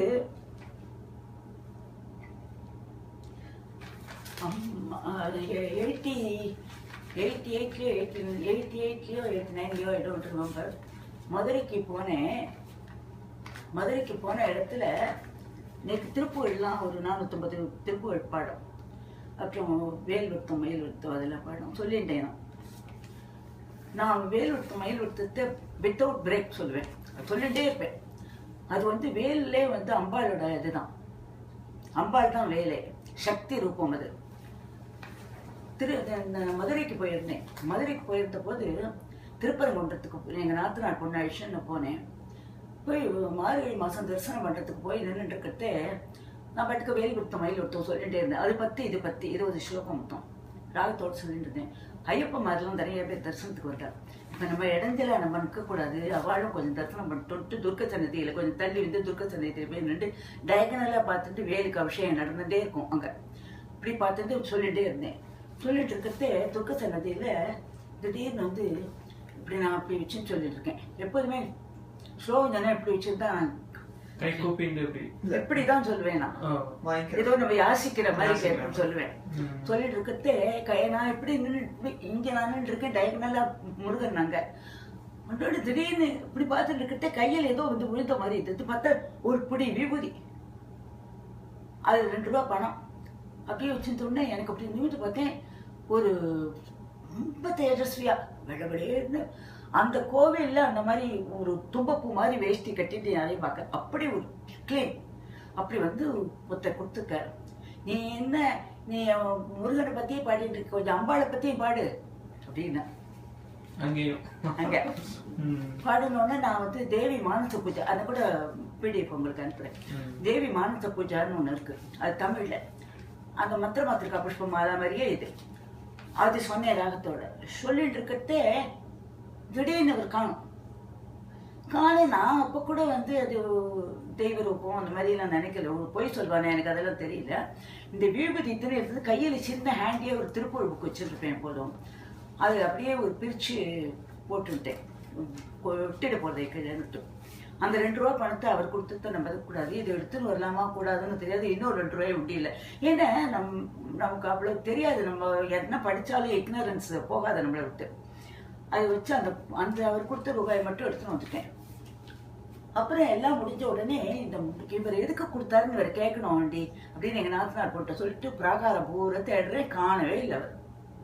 அங்கே ஒருத்தர்கிட்ட கேட்டேன், இங்கே ஒருத்தர் இருந்தார் துர்க்க சன்னதியில் ஒருத்தர், ஒரு வெளுப்பா ஒருத்தர் அனுபவம் ஒருத்தர் நின்று இருந்தாரு அப்படின்னு கேட்டா, அந்த மாதிரி இங்கே ஒருத்தரும் இல்லவே இல்லைம்மா அப்படின்ட்டா. எனக்கு நான் நன்னா பார்த்தேன், நம்மளாம் திருஷ்டாந்தமா பார்த்தது உண்மை. அதுக்கப்புறம் வந்துட்டேன். மறுநாள் மெட்ராஸ் வந்துட்டேன். மெட்ராஸ் வந்துட்டு மறுநாள் ஒருத்தர் திருப்பூர் பஜன் பார்த்தா நிறைய திருப்பரங்குன்ற விபூதி எல்லாருக்கும் கொடுக்கலான்னு சொல்லிட்டு புக்கை பிரித்து கொடுக்குறேன் என் ஃப்ரெண்டுகிட்ட. அதில் பார்த்துட்டு, சரஸ்வதி என்ன உன்னோட வேல் வந்து உன்னோட விபூதி வேல் ரூபத்தில் இருக்கே பாத்தியானே அப்படின்னா. வேலாவே விழுந்துருந்தது, முருகனே கொடுத்துருக்காரு. அது தெரியல எனக்கு, வேல் மாதிரியே இருக்கு இன்னும் அந்த புக்கில் அந்த அடையாளம் இருக்கு. எல்லாருக்கும் கொடுத்துட்டேன் அந்த விபூதியே, இன்னும் அந்த வேல் அடையாளம் இன்னும் இருக்கு, அந்த ரூபாயும் அதுலயே இருக்கு. நான் என்ன ஸ்லோகம் சொல்லிட்டு இருந்தேனோ, அண்டர் உலகம் சுழலேன்னு வேல் விருத்தம் சொல்லிட்டு இருந்தேன். அப்பதான் அவர் நிறுத்திட்டு மானத்து போச்சு சொன்னார். நான் சொன்னேன், அந்த பேஜ்லயே வேற விழுந்திருக்கு. நான் எந்த ஸ்லோகம் சொல்லிட்டு இருந்தேனோ அந்த பேஜ்லயே விழுந்திருக்கு. அது ரொம்ப பவர்ஃபுல் ஸ்லோகம், அந்த அண்டர் உலகம் சுழலைங்கிறது. அந்த மாதிரி அதுக்கு அதை வந்து தேவி வந்து அங்கதான் வந்து வேல் அவருக்கு கொடுக்குறார்.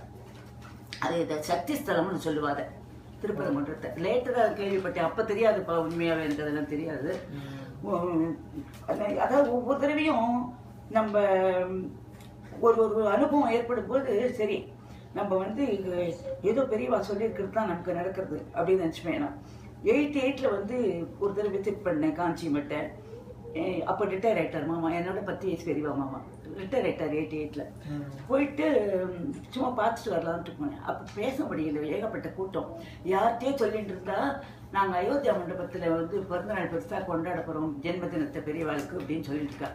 ஏன்டா நான் இன்னும் இருக்க மாட்டேன்னு நினச்சியா, நான் நிறையா நாள் இருப்பேன்டா அப்படின்னு. அப்புறம் 5 வருஷம் இருந்தா 88ல். அதுக்கு அவர் குரலை கேட்டது அவரோட பேச முடியல.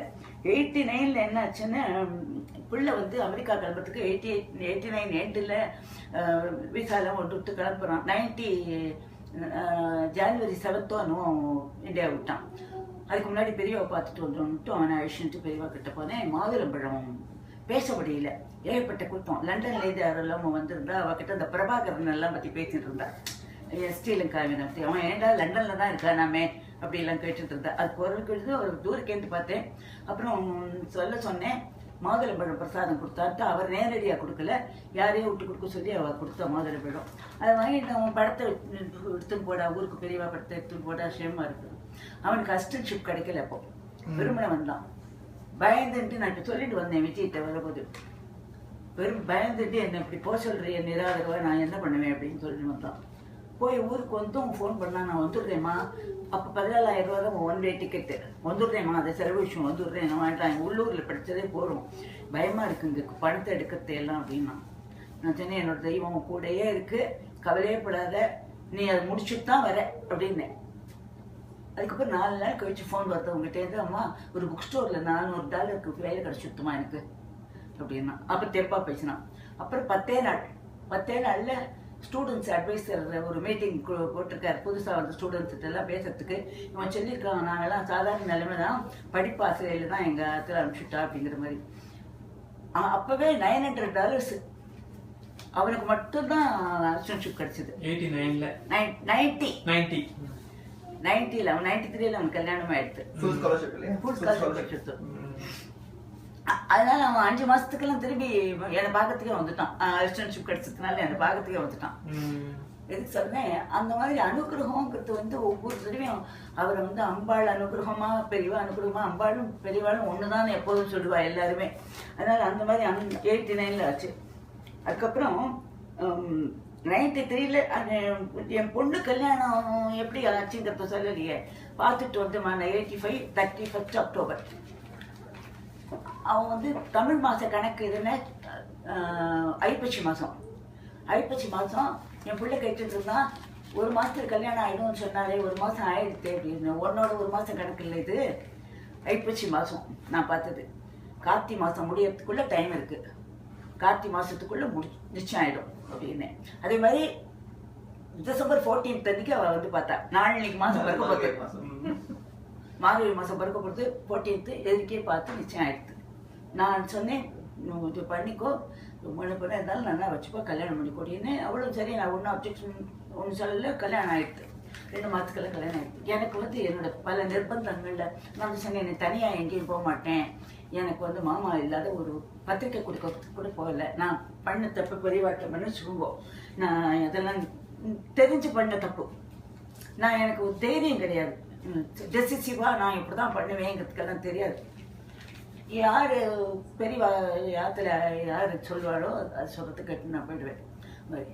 அதுக்கப்புறம் 93ல் இவனுக்கு கல்யாணம் ஆன போது என் பொண்ணுக்கு 7 வருஷம் கழிச்சு குழந்தை பிறந்து, கையில் குழந்தை 50 நாள் குழந்தை. ஆளை விட்டு அப்பவும் அந்த கல்யாணத்துக்கு அப்போ கொஞ்சம் தைரியம் வந்துட்டு, வெளியில் எக்ஸ்போஷர்லாம் வந்து தைரியம் வந்துட்டு. எனக்கு அப்போ 55 வயசு. ஆனால் இவளை விட்டுட்டு போகிற நிலைமையில் இல்லை. எங்காத்துல மாமா போய் அது மாதிரி இனிஷியேட்டிவ் எடுத்து தானே போய் அது போய் அவருக்கு பயம், அந்த மாதிரி எல்லாம் பண்ணுறது எல்லாம் போக மாட்டார். எனக்கு தெரியாது. இப்போ ரீசெண்டாக கேள்விப்பட்டேன், எனக்கு அது கூட தெரியாது. இவாத்தில் சம்மதி ஆத்தல் கொண்டு இன்விடேஷனை கொடுத்துருக்கா. அவள் பெரியம்மா பிள்ளையை விட்டு கொண்டு கொடுத்துருக்கா இன்விடேஷன். பழம்பாக்கத்தில் இவர் கொண்டு கொடுத்துட்டு வர அப்படின்ட்டு எல்லாத்தையும் கொண்டு இவள் அண்ணா கொண்டு கொடுத்துட்டு வந்திருக்கான். கொண்டு கொடுத்தா ஜாடை காமிச்சாராம், மட்டை தேங்காய் கொண்டு வர சொல்லி. மட்டை தேங்காய் மேலே நிறைய குங்குமம், மல்லிகைப்பூ பந்தாட்டம் கொண்டு வச்சு அப்படியே இது கொண்டு கொடுக்கும் அப்படின்னாராம். அவர் டைரக்டா இல்லாட்டி கூட இன்டைரக்டா ஆசீர்வாதம் பண்ணி என் பிள்ளைய அனுப்பிச்சுட்டார். எனக்கு இப்போ ரீசெண்டாக தான் தெரியுது யாரும் சொல்லவே இல்லைன்ட்டு. அதை வந்து என் மாட்டு சொன்ன, உங்களுக்கு இது தெரிஞ்சா சந்தோஷப்படுவேலேன்னு சொல்றேன் அப்படின்னு சொன்னேன். அது மாதிரி அதுக்கப்புறம் என்னன்னா, இது ஒவ்வொரு இன்சிடென்ட்டும் நடந்ததெல்லாம் நம்ம கையில் இல்லைங்கிறதுக்கு சொல்றேன். 2000 வந்து மாமாவோட ஃப்ரெண்டு ஒருத்தர் நியூமராலஜி பார்ப்பார், பாமிஸ்ட்ரி பார்ப்பார், 2 இதுவும் பார்ப்பார், அஸ்ட்ராலஜியும். அவர் வந்து மாமா சொல்லுவார் 3 in 1 அவர் வச்சுப்பார். ஒரு ஐயங்கார், அவருக்கு ராஜராஜேஸ்வரி இன்ட்யூஷன் ஃப்ளாஷ் மாதிரி வருமா, இதுக்கு சொல்லணும். அவர் வந்து நம்ம மாத்துக்கு வந்திருந்தார். மாமா எத்தனையோ நாள் வந்திருக்காரு, சொன்னதே கிடையாது. அன்னைக்கு சொன்னா இவர் 3 in 1 தெரியுமோ எல்லாம் தெரியும் அவருக்கு அப்படின்னு சொன்னான். எங்கள் காலத்தில் மாமாக்கே ஜோசி எல்லாம் ஓரளவுக்கு தெரியும், ஆனால் சொல்ல மாட்டா இருக்கும். சொன்ன உடனே நான் சொன்னேன், மாமா பாமிஸ்டி தெரியும்னா எனக்கு கை பார்க்குறேல மாமா அப்படின்னு. நான் காமிங்களேன் அப்படின்றார். இப்படி கையை இடது கை காமிச்சேன். இடது கை வேண்டாம், வலது கை காமிங்கோ அப்படின்னார். வலது கை காமிச்சேன்.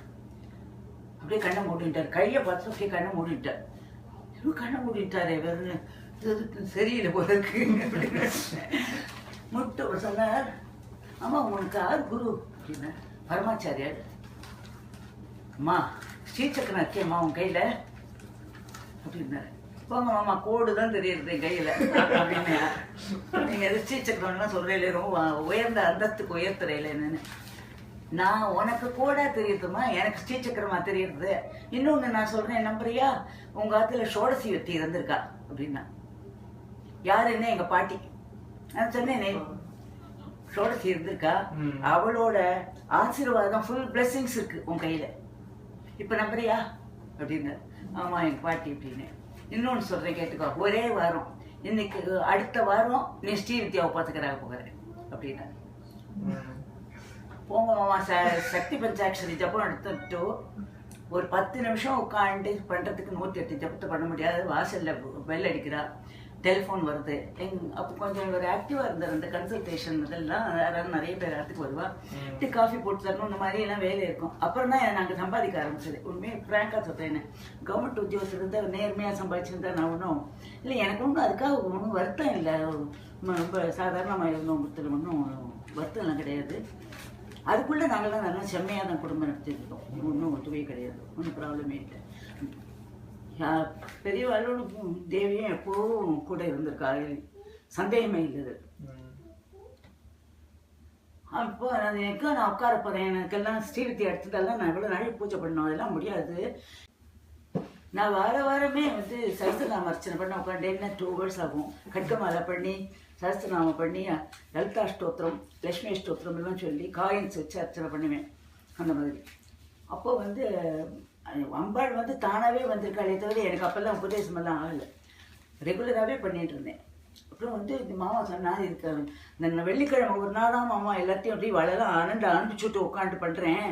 டெய்லியெலாம் எனக்கெல்லாம் அந்த ஸ்ரீவித்யா எடுத்துட்டேன்னா அவ்வளோ நாள் உட்கார முடியாதுன்னு. நீங்கள் வாங்கிட்டான்னு சொல்லுவேம்மா, உங்கள்கிட்ட அம்பாள் வரப்போகிறாளே, நீங்கள் நிறுத்த முடியாது அதை அப்படின்னு. சரி சொல்லிட்டு, சரி பெரியவா சொல்லியிருக்கா இதுக்கு இருக்கு அப்படின்னு சொல்லிட்டு நான் நிறுத்தேன். கரெக்டாக ஒரு வாரம் நவாவரண பூஜையில் பொண்டுகளை சொல்லியிருந்தா என்ன சாப்பிட்றதுக்கு. இது ஜப்பம் எடுத்துட்டு வாழ தான் நவாவரணத்தில் உட்காத்தி வைப்பான். அதனால் நான் அப்போ கூட சொன்னேன், நான் ஸ்ரீவித்யா எடுத்துக்கலம்மா, சக்தி பஞ்சாட்சரி தான் எடுத்துட்டுருக்கேன் அப்படின்ட்டு. அதனால என்ன மாமி, நீங்கள் தினம் நீங்கள் தட்சிணாமூர்த்தி சன்னதியில் ஜப்பம் பண்ணுறதை பார்த்துருக்கேன், கொஞ்சம் கூப்பிட்டு இந்த ட்ரையாங்கிள் போட்டு நவாவரண பூஜை பண்ணுவா. தெரியுமா உங்களுக்கு? ட்ரையாங்கிள் போட்டு ஒவ்வொரு ஆங்கிள்லேயும் 5 பேர், நடுவில் பிந்துவில் வந்து ஒரு சதாபிஷேகான சுவாசினியை தான் உட்காத்தி வைப்பா.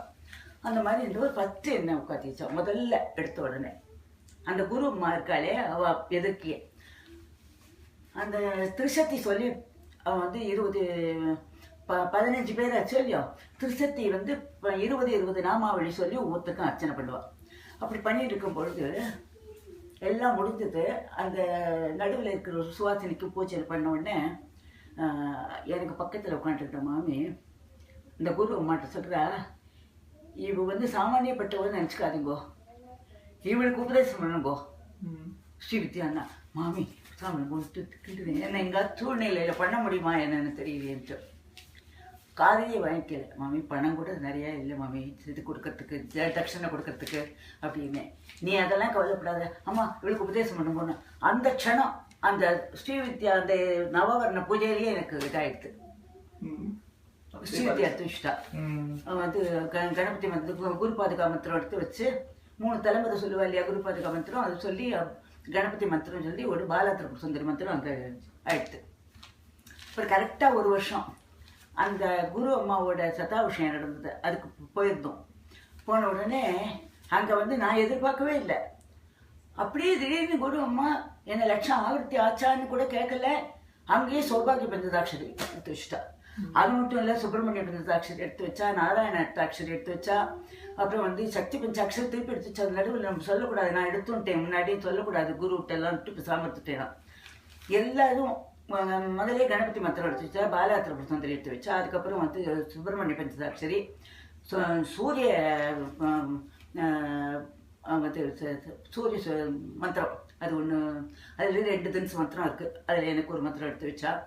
அப்புறம் வந்து நாராயண அஷ்டாட்சரி, சக்தி பஞ்சாட்சரி, சௌபாகிய பஞ்சாட்சரி, இத்தனையும் இது சொல்கிறதுக்கு 1 மணி நேரம் ஆகும். 108 சொல்கிறதுக்கு 1 மணி நேரம் ஆகும் இல்லையா? இப்போல்லாம் நிறைய சொல்லி 3/4 மணி நேரத்தில் முடிச்சுடுறேன்னு வச்சுக்கோ. அதை நான் எப்படி பிரமிப்பாக இருந்தது, இப்படி மேலே மேலே அம்பாள் நம்மக்கிட்ட வர, இதுக்கு ஈடு கொடுக்க முடியுமா நம்மளுக்கு அப்படின்னு சொல்லிட்டு ஈடு கொடுக்க வச்சுட்டா. எனக்கு அவள் தான் அனுகிரகம் பண்ணினா. ஒன்று சொல்கிறேனே, ஒவ்வொரு சமயம் நான் கஷ்டப்படும் போதும் ஏதாவது ரூபத்தில் வந்து எனக்கு அம்பாள் உபகாரம் பண்ணியிருக்கா. நான் இல்லைன்னு சொல்லவே முடியாது. ஒவ்வொரு தடவையும் ஏதாவது ஒரு ரூபத்தில் வந்து உபகாரம் பண்ணுவாள். என் பிள்ளை வந்து இதுக்கு போனான், திருப்பதி போனான். இப்போ சொல்லிட்டு இருந்தேனே உங்கள்கிட்ட, திருப்பதி போனான். 90வது வருஷம் நான் அடுத்த வாரம் அமெரிக்கா கிளம்பணும். நான் பைக்கில் தான் போவேன், பிடிவாதம் பிடிச்சின்னு கிளம்பினான். நான் சொன்னேன், எவ்வளோ தூரம் பைக்கில் போவேடா, நாங்கள் 3 பேர் போகிறோம், கவலைப்படாதுன்ட்டு போனான். எனக்கு வந்து அன்னைக்கு காலம்புற நான் சங்கடகரை சத்துட்டின்னு குழக்கட்டு பட்டேன், நேவேதி பண்ண குழந்தை ஊருக்கு போகிறானேன்ட்டு தேங்காய் போராது போட்டிருக்குன்னு 2 தேங்காய் வாங்கிட்டு வருவோன்ட்டு காலம்புறையே கோவிலுக்கு போயிட்டு வந்துட்டேன். விடிகாலம் 6 மணிக்கு கோவிலுக்கு போயிடுவேன். போயிட்டு 7:30 மணிக்கு தான் வந்துக்கு வருவேன். ஆமாம், காஃபி போட்டு கொடுத்துட்டு போயிட்டேன்னா எல்லா சன்னதிக்கும் தொடச்சி கோலம் போட்டு, பசுமாட்டுக்கு கை கத்தியம் எல்லாம் பண்ணிவிட்டு, எல்லா சன்னதியிலையும் விளக்கேற்றி வச்சுட்டு, பிரதர்ஷனம் பண்ணிவிட்டு, 3/4 108 பிரதர்ஷனம் பண்ணுவேன் பிள்ளையார. முடியாத அன்னைக்கு 12 பிரதர்ஷனமான பண்ணிட்டு வருவேன். அங்கேயே சாஸ்திரநாமம் சொல்லிட்டு ஜபம் போட்டு தட்சிணாமூர்த்தி சன்னதியில் 1.5 மணி நேரம் எல்லாத்துக்கும். அவருக்கு அந்த பூஜை பண்ணுறாருங்க, அவருக்கு வந்து எல்லாம் பால் எல்லாம் பிரித்து கொட்டி பஞ்சாமிர்தம் கலந்து கொடுத்து எல்லா ஹெல்ப்பும் பண்ணிவிட்டு வந்துடுவேன். அதுக்கு அப்படி வந்தும்போது என்ன சொல்லியிருந்தேன், அது இப்போ தேங்காய் வாங்கிறதுக்கு போகும்போது எதுக்கு ஒரு மாமி வாங்குறா வரா. அவளை எனக்கு முன்ன பின்ன தெரியாது, அவள் சுவாசினி கூட கிடையாது, வேற மாதிரி இருந்தா. இப்போ வந்து நீ எதுக்கு போறியோ அந்த காரியம் ரொம்ப சக்ஸஸ்ஃபுல்லாகும், கவலைப்படாத போ அப்படின்ட்டு போனான். என்னது நீ ஒன்றுமே இல்லாத சம்மந்தம் இல்லாத சொல்கிறாளே அப்படின்னு நினச்சி நான் போயிட்டேன். அப்புறம் குழக்கட்டு சாயந்தரம் நெய்வேத்தியம் பண்ணி பின்னாடி ஏற்று கொடுக்கலாம், பிராமணா பின்னாடி இருக்கிறவா அவளை கொடுக்கலான்னு சொல்லிட்டு முதல் வழியை கொடுத்துட்டுட்டேன். இந்த மாதிரி சொன்னால் என்ன அர்த்தம் அப்படின்னு கேட்டேன். நான் எனக்கு சீக்கிரம் இன்னைக்கு மந்திரங்கள்லாம் கிரகிச்சு விடுவேன் சீக்கிரம். இது மாதிரி இதெல்லாம் சொன்னால் எனக்கு ரொம்ப தத்தி, நான் ஒன்றுமே புரியவே புரியாது எனக்கு. அம்பாலே வந்து நேரம் சொன்னால் கூட புரியாதுன்னு நினைக்கிறேன் எனக்கு. அந்த மாதிரி என்னன்னா அதுவா இந்த மாதிரி ரூபத்தில் வந்தால் மகமாயின்னு சொல்லுவா. மகமாயி தான் சொல்லியிருக்கா, ஏதோ உனக்கு நல்ல சந்தேசம் அப்படின்னு சொன்னான். சரி, ஏதோ நல்லா இருந்தது சரின்ட்டு சாமிட்டேன். ராத்திரி வியாழக்கிழமை அன்னைக்கு போயிருக்கான், வெள்ளிக்கிழமை அன்னைக்கு 9:30 மணி வரைக்கும் ராத்திரி வரவே இல்லை. வாசலில் கிரில்லையே உட்காந்துருக்கேன். நான் வரவே இல்லையே, நல்லபடியாக வரணும் இந்த பிள்ளைன்ட்டு. ஆக்சிடென்ட் ஆகிருக்காங்க. ஆக்சிடென்ட் ஆனது இவன் முன்னாடி போயிருக்கான். எப்போதுமே வேகமாக தான் போவான், எல்லாத்துலேயுமே வேகமாக போயிருக்கான். பின்னாடி வர பையன் வந்துட்டு இருக்கான். திடீர்னு ரமேஷை காணுமே, என் பிள்ளை பேர் ரமேஷ், ரமேஷை காணுமே அப்படிங்கிறான். பெரிய ஒசரமாக இவ்வளோ உயரம் ரோட்லேருந்து ஸ்கிட்டாகி வண்டி மண்ணு ரோடு, மண்ணு கீழ் அதில் பாதாளத்தில் விழுந்து வண்டியோடு சேர்ந்து அப்படியே சாட்சிண்டே ரொம்ப ஒரு வரலாம் தூரம் மாதிரி எவ்வளவு கரெக்டாக தெரியாது. அவன் சொல்கிறத பார்த்தா ரொம்ப தூரக்கு அப்படியே அந்த வண்டியோட அந்த வேகம் அவ்வளோ வேகத்தில் போய் விழுந்திருக்கான். விழுந்த உடனே ஒரு பாட்டி வந்து தூக்குறாளாம், வீணாப்பன பாட்டி பா அந்த மாரியாத்தா தான் உன்னை காப்பாற்றிருக்கா, இந்த மாதிரி நீ விழுந்ததுக்குன்னு பார்த்தா அந்த இடத்துல ஒரு அம்மன் கோவில் இருக்கான்ப்பா.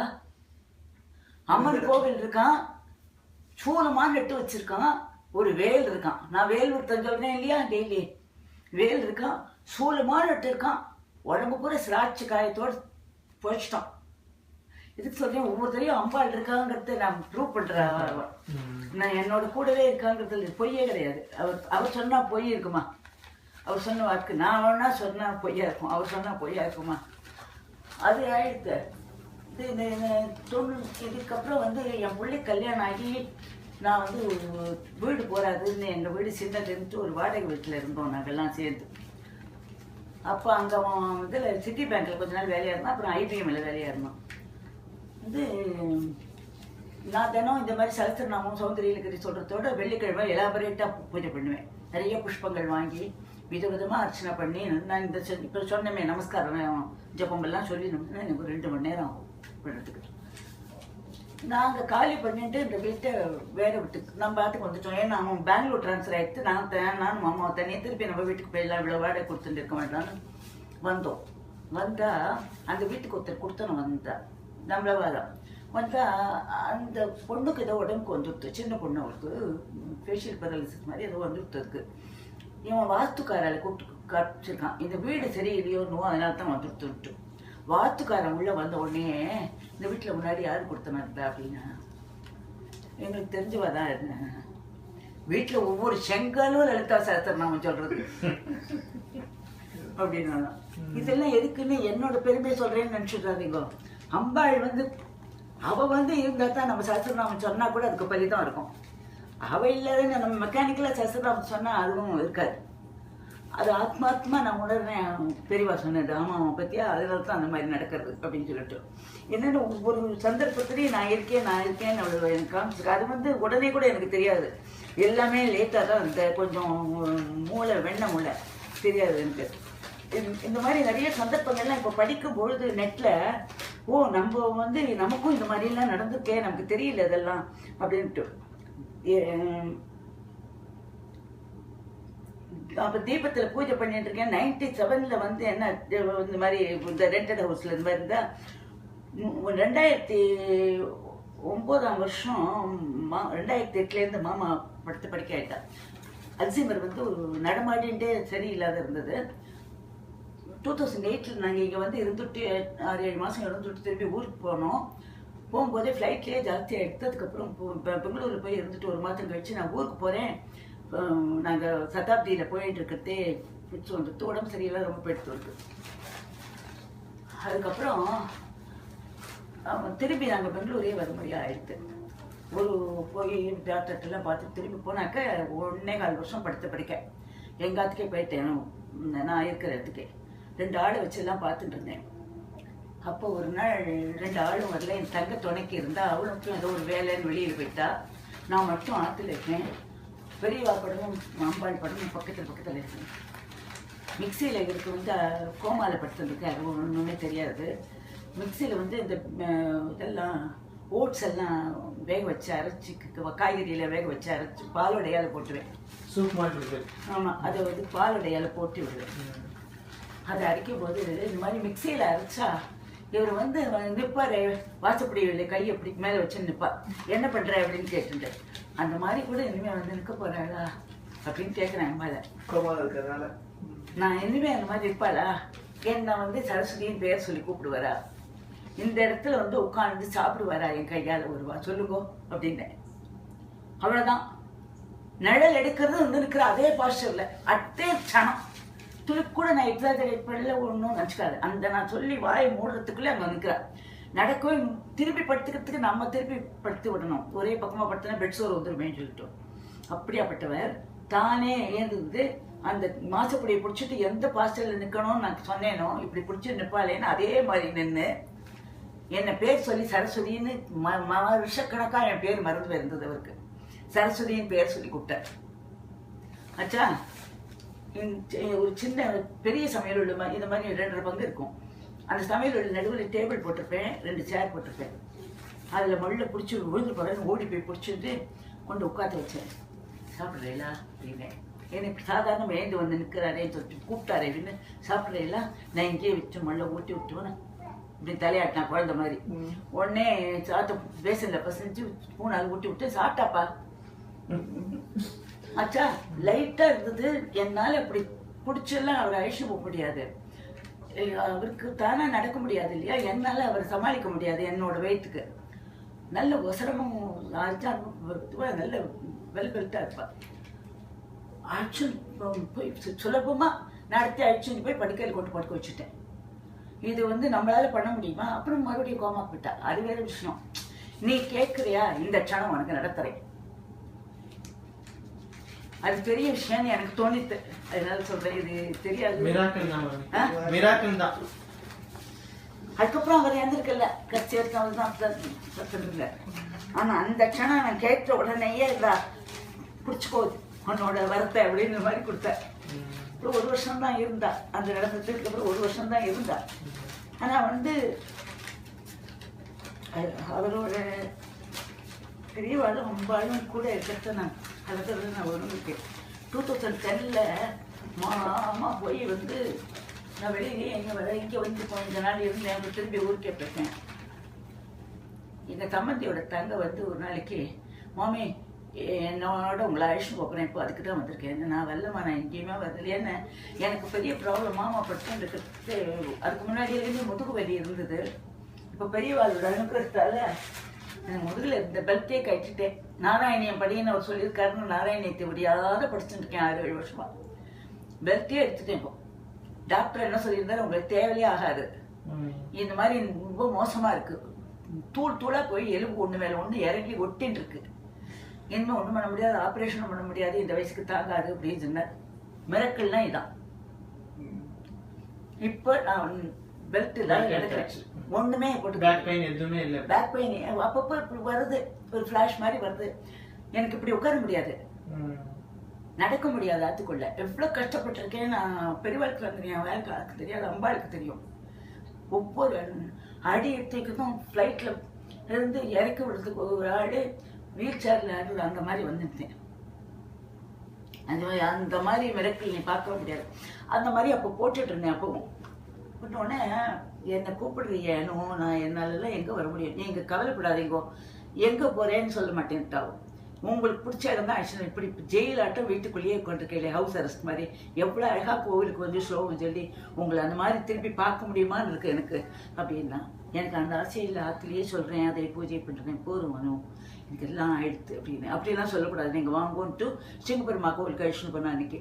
அங்கே தரிசனம் பண்ணிட்டு ஆற்றுக்கு அழிச்சுன்னு போயிட்டா. அவள் வந்து மேடவாக்கத்தில் அழிச்சுன்னு போயிட்டு அது ராத்திரி பட்டுக்கு வச்சுட்டு, அப்போ கூட காஞ்சிபுரம் அழிச்சுன்னு போகிறேன். காலம்புரை எழுந்த உடனே டிஃபன் சாப்பிட்டு போக வெறும் வயிற்றோடெல்லாம் வரக்கூடாது, என்னோட மருந்தெல்லாம் சாப்பிட்றேன்னு சொல்லிட்டு சப்பாத்தி பண்ணி கொடுத்தா, ஜேருங்கோ உங்களுக்கு ரொம்ப பிடிச்ச இடம் ஒரு அழிச்சுன்னு போகிறேன், காமாட்சி கோவிலுக்கு அழிச்சுட்டு போனா நீ நம்ப மாட்ட, திருப்பதி கூட்டம் தோத்துது அன்னைக்கு. ஜாம் பேக்கடா இருக்கு கோவிலே. ஒரு மனுஷா உள்ள நுழைய முடியல, கோபுரத்துக்குள்ளேருந்து உள்ள போக முடியல, அவ்வளவு ஜனங்கள். என்ன இன்னைக்கு இவ்வளவு விசேஷம் அப்படின்னு தெரியலையே மாமி அப்படின்னு. ஐயோ உங்களை அழிச்சு வந்துட்டேனே இவ்வளவு தூரம் கார்ல, உங்களால உட்காந்து கூட வர முடியாத வந்தேன் மாமி. தலைகாணி எல்லாம் வச்சுட்டு வந்தேன், பெல்ட் போட்டு தலைகாணி. இங்கேருந்து இது வரைக்கும் பிரேசஸ், சின்ன பிரேசஸ் கிடையாது, இதுலேருந்து இது வரைக்கும் வந்து நான் சொன்னேன், அம்பாளோட அனுகிரகம் இருந்தால் கிடைக்கும், அதை பற்றி கவலைப்படாத அப்படின்னு சொன்னேன். இந்த சைடு கேட்டில் செக்யூரிட்டிலாம் போட்டிருக்கா, ஏகப்பட்ட போலீஸ் பந்தோபஸ்து. நான் கேட்டேன் அவர்கிட்ட, இன்னைக்கு என்னமா விசேஷம் அப்படின்ட்டு. லேடி போலீஸ் இருந்தால் இன்னைக்கு ஒருத்தரோட மண்டகுடி நடக்கிறது, இன்னைக்கு காலம்பரிலேருந்து சாயந்தரம் வரைக்கும் அவளோட இதுதான் எல்லாமே, அவள் ஜனங்களுக்கு மட்டும்தான் தரிசனம் அப்படின்னா. நாங்கள் மெட்ராஸ்லேருந்து வரோம், எனக்கு உடம்பு சரியில்லை பார்த்தியா, கொஞ்சம் உள்ளே விட முடியுமா அப்படின்னா. தப்பா நினச்சிக்காதீங்க மாமே, இன்னைக்கு யாரும் கிடையாது, இன்னும் நீங்கள் பிரயத்தனப்பட்டாலும் எனக்கு நடக்காது அப்படின்னுட்டா. இந்த மாமி இப்படி ஆயிடுத்தே அப்படின்னு அவள் புலம்பினா. இப்போ மாட்டு பொண்ணோட சித்தி இப்போ சொல்கிறேன், அனுகிரகம் இருந்தால் நடக்கும், எங்கேயே நிற்கலாம், அம்பாலே கூப்பிட்டுப்பா அப்படின்னு நின்றுட்டு இருந்தேன். பிலீவ் மீ ஆர் நாட், உள்ளேருந்து நேர சாஸ்திரிகள் ஒருத்தர் வந்தார், நேரம் என்கிட்ட வந்தார். அம்மா நீங்கள் தரிசனம் பண்ணுங்க உள்ள போய் அப்படின்னாரு. என்னோட 2 பேரும் வந்திருக்காளேவா, 2 பேரும். அவரோட பேங்க்ல அவர் மேனேஜர், அவர் ரீஜனல் மேனேஜரா இல்லை, அந்த ஈக்குவலண்டா அந்த ரேங்க். அவரோட ஐடியை கூட காமிச்சார் அவர். அவ சொல்லிட்டா, இன்னைக்கு எந்த ஐடியும் செல்லாது சார் அப்படின்ட்டா. அவளுக்கு மட்டும் எக்ஸ்க்ளூசிவா இன்னைக்கு தரிசனம், அபிஷேகம் நடந்ததுக்கு ஒருத்தரும் உள்ள போகக்கூடாது, அப்புறம் சாயந்தரம் வரைக்கும் இருந்து கூட்டம் இல்லைன்னா பார்த்துட்டு போங்க அப்படின்ட்டு. அவர் நேரம் வந்து என்கிட்ட, நீங்க உள்ள போங்கம்மா தரிசனம் பண்ணுங்க அப்படின்னு, கதை திறந்து விடுப்பா அப்படின்னா. பூட்டை திறந்து விட்டுட்டா. அப்புறம் இவா 2 பேரும் என்னோட வந்திருக்கா, என்னை மட்டும் விட்ட வாட்டா, அவ தானே என்ன அழிச்சுன்னு வந்திருக்கா அப்படின்னா. அவளே அழிச்சுன்னு வங்கம்மா வாங்க அப்படின்னு அவரே போய் எனக்கு தரிசனம் பண்ணி வச்சிருப்பா. இது என்ன நீ சொல்ற, இந்த மாதிரி நடக்குமா எங்கேயாவது? அவங்கள கூட்டத்துக்கு நடுவுல உங்களை கூப்பிட்டு தரிசனம் பண்ண சொல்லியிருக்கா. இதுவும் ஒரு மிராக்கிள் தான் இது. ஆமா. அதுக்கப்புறம் அந்த இங்க வந்து அதுக்கப்புறம் மடத்துக்கு வந்தோம். மடத்துக்கு வந்து பூஜையெல்லாம் அன்னைக்கு ரொம்ப கூட்டம் இல்லை மடத்துல. பூஜையெல்லாம் பார்த்துட்டு பின்னாடி அதிர்ஷ்டம் திறந்தது பார்த்துட்டு, புதுப்பெரியவா வந்து அவர் ரூமில், அந்த அதிர்ஷ்டத்துக்கு நேர் ரூமில் தான் உட்காந்துருப்பார். போயிட்டு எல்லாரும் க்யூவில் போய் என்னமோ பத்திரிக்கை கொடுத்துருக்கா. நான் ஊரிக்கை மண்டபம் கட்டுறதையே எங்கள் கோவிலில் ரத்னகிரீஸ்வரர் கோவிலில் நான் வந்து விரதம் ஒன்றும் சாமானியமாக விரதம் இருக்க மாட்டேன். என் பெருமையை சொல்லிக்கிறதுக்கா இல்லை, எனக்கு ஏதாவது ஒன்றும் காரியம் ஆகணும்னாலும் சரி, இந்த மாதிரி சுவாமியோட அனுகிரகம் கிடைக்கணும்னு வச்சுட்டேன்னா பிரதோஷத்துக்கு எப்போதுமே ஒன்றுமே சாப்பிட மாட்டேன். காலம்பலேருந்து ராத்திரி வரைக்கும் ஈஸ்வரனை பார்த்துட்டு நந்திக்கும் ஈஸ்வரனுக்கும் மாலை வாங்கி கொடுத்துட்டு அபிஷேக சாமம் வாங்கி கொடுத்துட்டு 7 மணி 7:30 மணி போல் நட்சத்திரம் வரும், அப்புறம் தான் சாப்பிடுவேன். தயிர் சாப்பிடக்கூடாது பிரதோஷத்துக்கு. அதனால் வெறும் மோர் போட்டு மோர் இல்லாத குழம்பு ரசமாக எது வேணால் சாப்பிடலாம், சாதம் சாப்பிடலாம், வேற வச்சு அந்த மாதிரி ஸ்ட்ரிக்டாக ஃபாலோ பண்ணுவேன். ஏகாதசிக்கு மாமா இருக்கிற வரைக்கும் உப்பு இல்லாத சப்பாத்தி, ஏன்னா தீட்சிதர் சொல்லியிருக்க சுமங்கலிகள்லாம் வந்து ஒன்றுமே இல்லாத நிராகாரமாக இருக்கக்கூடாதுன்னு, அதனால உப்பு இல்லாத சப்பாத்தி பண்ணி சர்க்கரை தொட்டு சாப்பிடுவேன். அப்புறம் இப்பெல்லாம் ஒன்றுமே சாப்பிடாதான் இருக்கேன், ஒன்றும் பால் பழுப்பு சாப்பிட்றது கிடையாது. அந்த மாதிரிலாம் ஸ்ட்ரிக்டாக இருப்பேன். சஷ்டி என்னக்க என்னட்ட வேல் இருக்குது, அதுவும் அனுகிரகமான வேல் தான் எனக்கு. அந்த மாதிரி வேலுக்கு அபிஷேகம் டெய்லி அந்த மாதிரி அப்படியே இருந்ததுக்கிட்ட ஒரு நாள் என்ன சொல்லிட்டு என்ன சொல்லியிருந்தேன், கோயிலுக்கு போய் அந்த தரிசனம் கிடைச்சுன்னு சொன்னேன். காமாட்சி பார்த்து பெரியவாளோட அந்த ஓரிக்கை மண்டபம் கட்டுறதுக்கு இது பிரதோஷத்து போது வந்து பணம் கலெக்ட் பண்ணிக்கிறதுக்கு வருவா. அப்போ வந்து என் கையில் 5 or 10 இருக்கிறது ரொம்ப நிறைய கோவிலுக்கு எடுத்துன்னு போகிறோம். அதை கொடுத்து நான் நினச்சிப்பேன், அப்போ இந்த மணிபண்ணம் முடிகிற சமயத்துக்கு நம்ம ஏதாவது சமைச்சு பணம் கொடுக்கணும் அப்படின்னு நினச்சிட்டேன். நான் மாமாவும் போயாச்சு, எனக்கு ஆஃப் பென்ஷன் வந்தது, ஃபேமிலி பென்ஷன். எனக்கு நான் இது வாழ்த்தெல்லாம் இதையும் கூட நான் கொடுன்னு கேட்க மாட்டேன், எனக்கு உள்ளது தான் நான் பண்ணுவேன், இது நான் பண்ண மாட்டேன். அப்படின்னா நினச்சிட்டு ஏதாவது நம்ம கொடுக்கணும் அப்படின்னு நினச்சிருந்தேன். அப்புறம் வந்து அங்கே பார்த்தா பெரியவா அதுக்கு மணிமண்டபத்துக்கு பத்திரிக்கை என்கிட்ட கொடுக்குறப்ப அதை நான் நினச்சின்றது நீ கொடுன்னு உத்தரவான மாதிரி இருந்தது. எனக்கு செத்து எடுத்து கொடுக்கணும்னு சொல்லிட்டு ஏடிஎம் கார்டு எடுத்துன்னு போயிருந்தேன். அதை வச்சு அங்கேயே இருந்து படத்தை எடுத்து கொடுத்துடலாம் அப்படின்னாக்கா அன்றைக்கி ஏடிஎம் ஒர்க் பண்ணல, வாசல் இருந்தது. இது என்னடா அது, இது நல்லதாகவே இல்லையே, நம்ம கொடுக்கணும்ட்டு இவாட்டேருந்தெல்லாம் வாங்கி கொடுக்கக்கூடாது, நம்ம பணத்தை கொடுக்கணும்னு சொல்லிட்டு சரி கொடுக்கலாட்டி ஏதோ ஒரு ஹம்பிள் அமௌண்ட்டு எங்கள் அக்கா பிள்ளைக்கு சொன்னேன், ஃபோன் பண்ணி கொஞ்சம் நீ கொடுத்துட்றா, ராஜா அண்ணாமலைபுரத்தில் ஒரு ஆஃபீஸ் இருக்கான், அதில் கொடுத்துரு அப்படின்னு சொன்னேன். அதில் கொண்டு கொடுத்துட்டு சித்தி அதுக்கு ஏதோ புக்கு கொடுக்குறா, அது 500 ரூபா கட்டினாலே ஒரு புக்கு கொடுக்குறா, உனக்கு இன்னும் 3 புக்கு வரும் போல இருக்குது, மேலேயே நான் உனக்கு கொண்டு கொடுத்துட்றேன், நான் ஒன்று எடுத்துக்கிட்டோமா சித்தி அதுலேருந்து அப்படின்னா. அவன் வேறு யாருக்காவது அவனும் நிறைய பணம் கொடுப்பான் மடத்துக்கெல்லாம், அப்படின்னா எடுத்துக்கோ அப்படின்னு எனக்கு ஒன்று என் ஃப்ரெண்டுக்கு ஒன்றும் கொடுக்குற மாதிரி 2 புக் கொண்டு வந்தான். கொண்டு வந்த அன்னைக்கு கொண்டு வர போகிறேன், அன்னைக்கு வரப்போகிறான்னு தெரியாது. அன்னைக்கு காலப்பறம் பெரியவா கிட்ட நான் பூஜையெல்லாம் முடிச்சுட்டு 11 மணிக்கு கேட்டுருக்கேன், பெரியவா இவ்வளோ இக்னரெக்டாக வச்சுருக்கேன், என்ன நீங்கள் வச்சுருக்கலாமா, இவ்வளோ கிட்டக்க உங்களுக்கு தரிசனம் கொடுத்தேன், சொப்பனத்தில் வந்து அனுகிரகம் பண்ணேன், எல்லாம் பண்ணினேன், அம்பாள் அனுகிரகம் பண்ணேன்னு சொன்னேன், எனக்கு ஒரு பாதுகை வாங்கி வச்சுக்கிறதுக்கு அறிவை கொடுத்தேல எனக்கு அப்படின்னு கேட்டுருக்கேன். ஒரு மத்தியானம் ஒரு 12 மணி இருக்கும், வந்து கதவை தட்டினான். புக்கு கொண்டு வந்துட்டு சித்தி அதை கொண்டு கொடுக்கறதுக்கு தான் வந்தேன் அப்படின்ட்டு. அது வாங்கி பெரியவா படத்தும் கழுவி வச்சுட்டு நான் அவனோட பேசிட்டு அவனுக்கு ஆகாரங்கள்லாம் ஏதோ கொடுத்துட்டு அவன் சாயந்தரம் தான் ஆற்று போனான். அவன் போன பொண்ணா புக்கை படித்தேன், படித்தா பாதுகை படம் வந்து விழுறது, அந்த கவர் விழுறது, கவரில் இன்னும் வச்சிருக்காளே குங்கும பிரசாதம் போட்டுருக்கோன்னு சொல்லிட்டு பாதுகை படம் இவ்வளோதான் இருக்குது, இவ்வளோ பெரிய படம் தான் இங்கே வச்சுருக்கேன். பாத்தியா நீ மெட்டல் பாதுகையும் இருந்தது அங்கே, பாத்தியா அது வந்த கதையும் சொல்கிறேன் பாரு. நான் அந்த பாதுகை படம் வந்துச்சு, பெரியவா அனுகிரகம் பண்ணிட்டே அப்படின்னு சொல்லிட்டு அதை எடுத்து அப்படியே பெரியவா படத்துக்கு வச்சேன்.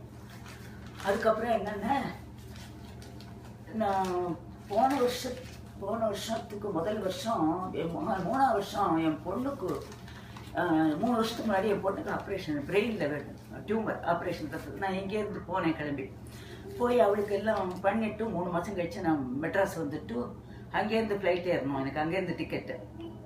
ஐயோ வந்து எப்போதும் வருஷம் வந்து ஏற்றி விடுறதுக்கெல்லாம் வருவோம். அவளுக்கே உடம்பு சரியில்லை, அவள் எங்கே வருவோம், அவத்துக்காரனும் விட்டு வர முடியாது. என் அக்கா பிள்ளைக்கு அப்போ ஏதோ சௌரியம் வர முடியல. எனக்கு ஒரு ஃப்ரெண்டு கமலா நடேசன் ஒருத்தி இருக்கா, அவள் தான் அந்த ஜபம் எடுத்து வைக்கிறதுக்கு சொன்னது. அவள் வந்து என்னை விட மாமி 3-4 வயசு பெரியவா. தானே காரில் விட்டேன், எலர் கம்பெனி ஓனர்வா. அவள் காரில் ஓட்டிட்டு போவோம், எங்கே ஒன்றாலும் டாக்டர்கிட்ட கூட்டின்னு போவோம், எனக்கு கோவிலுக்கு கூட்டின்னு போகிறதானே கூட்டின்னு போவோம். ஒரு அம்மா குழந்தைய பார்த்துக்கிற மாதிரி என்னை பார்த்துப்பா அந்த மாமி. எனக்கு ரொம்ப சிம்பத்தி, மாமா படுத்துட்டு இது எல்லாத்தையும் பார்த்துட்டு ரொம்ப சிம்பத்தி அந்த மாதிரி இருந்தாள். அந்த மாமி வந்து எல்லாம் கடைசி நேரம் ஹெல்ப் எல்லாம் கடைசியில் இருக்கும் இல்லையா, அவனுக்கு ஃப்ளைட் ஏறுறது வரைக்கும் எவ்வளோ வேலை இருக்குது. நான் 8 மாதம் ஊரில் எல்லாம் இருக்குன்னா அதுக்கு தகுந்த ஏற்பாடு பண்ணி வச்சுட்டோம். இதில் ஃபோன்லாம் சேஃப் கஸ்டடியில் வைக்கணும். மருந்து எனக்கு 6 மாதத்துக்கு 7 மாதத்துக்குள்ள மருந்தெல்லாம் வாங்கிக்கணும். அதுக்கப்புறம் எனக்கு நடக்கிறதுக்கு ஸ்பெஷலாக ஒரு செருப்பு உண்டு, அதெல்லாம் ஆற்றுல போட்டு நடக்கிறதுக்கு அதெல்லாம் வாங்கணும். இதெல்லாம் லிஸ்ட்டு போட்டு வச்சுன்னு மாமி வந்து ஒவ்வொன்றா காரில் அழிச்சுட்டு போவேன். 3-4 நாள் இருக்கும். நாளைக்கு வந்து ஒன்று செருப்பு மருந்தெல்லாம் வாங்கிட்டு வந்துடுறேன், டெலிஃபோன் ஆஃபீஸ்க்கும் போய்ட்டு வந்துடலாம் அப்படிலாம் சொல்லிட்டு போயிட்டா. போய் கொஞ்ச நாள் இருக்கும், ஒரு ராத்திரி 7 மணி இருக்கும், ஃபோன் வருது. அவாச்சும் வேலைக்கார பொண்ணு ஃபோன் பண்ணுறேன், அம்மா ஹாஸ்பிட்டலில் இருக்கா, காரை வந்து பார்க் பண்ணிவிட்டு கிராஸ் பண்ணும்போது குப்புற விழுந்து மூக்கு உடஞ்சி போயிடுது, ஹாஸ்பிட்டலில் அட்மிட் பண்ணி மேஜர் ஆப்ரேஷன், 4 போன் போயிடுதான் அப்படின்னா.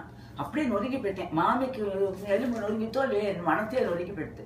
யார் பண்ணுவா நமக்கு இத்தனை காரியத்தை நம்மளால முதுக வச்சுட்டு வாசப்படியே தாண்ட முடியாது. மாடிப்படி இறங்கிறதுக்கே ஒருத்தர் ஹெல்ப் பண்ணணும். நான் 10th floor இருக்கேன். அந்த மாதிரி இருக்கு. என்ன பெரியவா அப்படி பண்ணிட்டே பிடிக்கிறேன் பண்ணிட்டே, நான் என்ன பண்ணுவேன், நான் இப்படி போவேன் அப்படின்னு சொல்லி அதை மட்டும் அழுத்தேன். விடிகாலம் 3 மணிக்கு சொப்பனத்தில் வந்துட்டா பெரியவா. வந்துட்டு கமண்டல் உள்ள ஜல தீர்த்த எடுத்துட்டு மேலே ஏறுறான். டெய்ஸில் ஏறி உட்காந்துக்கிறான். எல்லாரும் கியூவில் வர தீர்த்த பிரசாதம் கையில் கொடுக்குறான். என்னோட டேர்ன் வந்து நிற்கும் பொழுது தீர்த்த கமண்டலேருந்து எடுத்து நிறைய தெளிக்கிறா மேலே. தெளிச்ச உடனே டக்குன்னு மூச்சுட்டு போய் விளக்க போட்டுட்டு அப்படியா எனக்கு பாசிட்டிவ் எனர்ஜி வந்துட்டு வருவா, காப்பாற்றி வைங்க அப்படின்ட்டு போய் படுத்துட்டேன். காலம்புற எழுந்திருந்த உடனே இந்த மாமியோட நாத்தனார் ஃபோன் பண்ணுறேன் எனக்கு, சரஸ்வதி நீ கவலைப்படாதீங்கோ, நான் இருக்கேன், எங்கள் மண்ணி படுத்துட்டான்னு கவலைப்படாதீங்கோ, நான் உங்களுக்கு எல்லாம் பண்ணித்தரேன், எல்லா வேலையும் கார் அவளும் ஓட்டுவோம், கார் எடுத்துகிட்டு வந்து எல்லா வேலையும் நீங்கள் லிஸ்ட்டு போட்டு வச்சுக்கோ, எல்லா சாமானும் வாங்கிறதெல்லாம் உங்களுக்கு 2 நாளில் எல்லாத்தையும் முடிச்சு கொடுத்துட்றேன் அப்படின்னு. ஏத்தாப்பில் ஒரு முஸ்லீம் அவகிட்ட சொல்லிட்டு இருந்தேன், இந்த ராதாங்கிறவளே எனக்கு ஃப்ளைட்டை எடுத்துகிட்டு போகிறேன்னு விட்டா இது அவளுக்கு அவளும் அடிக்கடி அமெரிக்கா வரதுனால அவளுக்கு அந்த வீல் சேர் ஏற்பாடு பண்ணுறதுக்கெல்லாம் தெரியும் அவளுக்கு. அதனால அவள் வந்தாள். ஆனால் அவள் எங்கள் காலத்துலேயும் 1 கிலோமீட்டர் அண்ணன்ட்ட இருக்கா. அங்கே ஏற்று போவன் 2 ராத்திரி 12 மணிக்கு வந்து கார் எடுத்துன்னு வரணும், நம்பாத்தில் பார்க் பண்ணிவிட்டு இங்கேருந்து இதெல்லாம் பண்ணணுமே நினச்சிட்டு சிவகுமார் மெக்கானிக் ஆயிடுச்சு வரேன், சரஸ்வதி கவலைப்படாதீங்கோன்னா. நான் இருந்தால் கூட அவளும் பாவம், அவளுக்கும் 70 வயசாகிடுது, அவளுக்கும் சிரமப்படுத்தணுமே நினச்சி இந்த கத்தை ஏற்றி விட்லீங்க, ஆளெல்லாம் கூப்பிடுறேன், நானும் எங்கள் பையனுமே வந்து ஏற்றி விட்றோம்.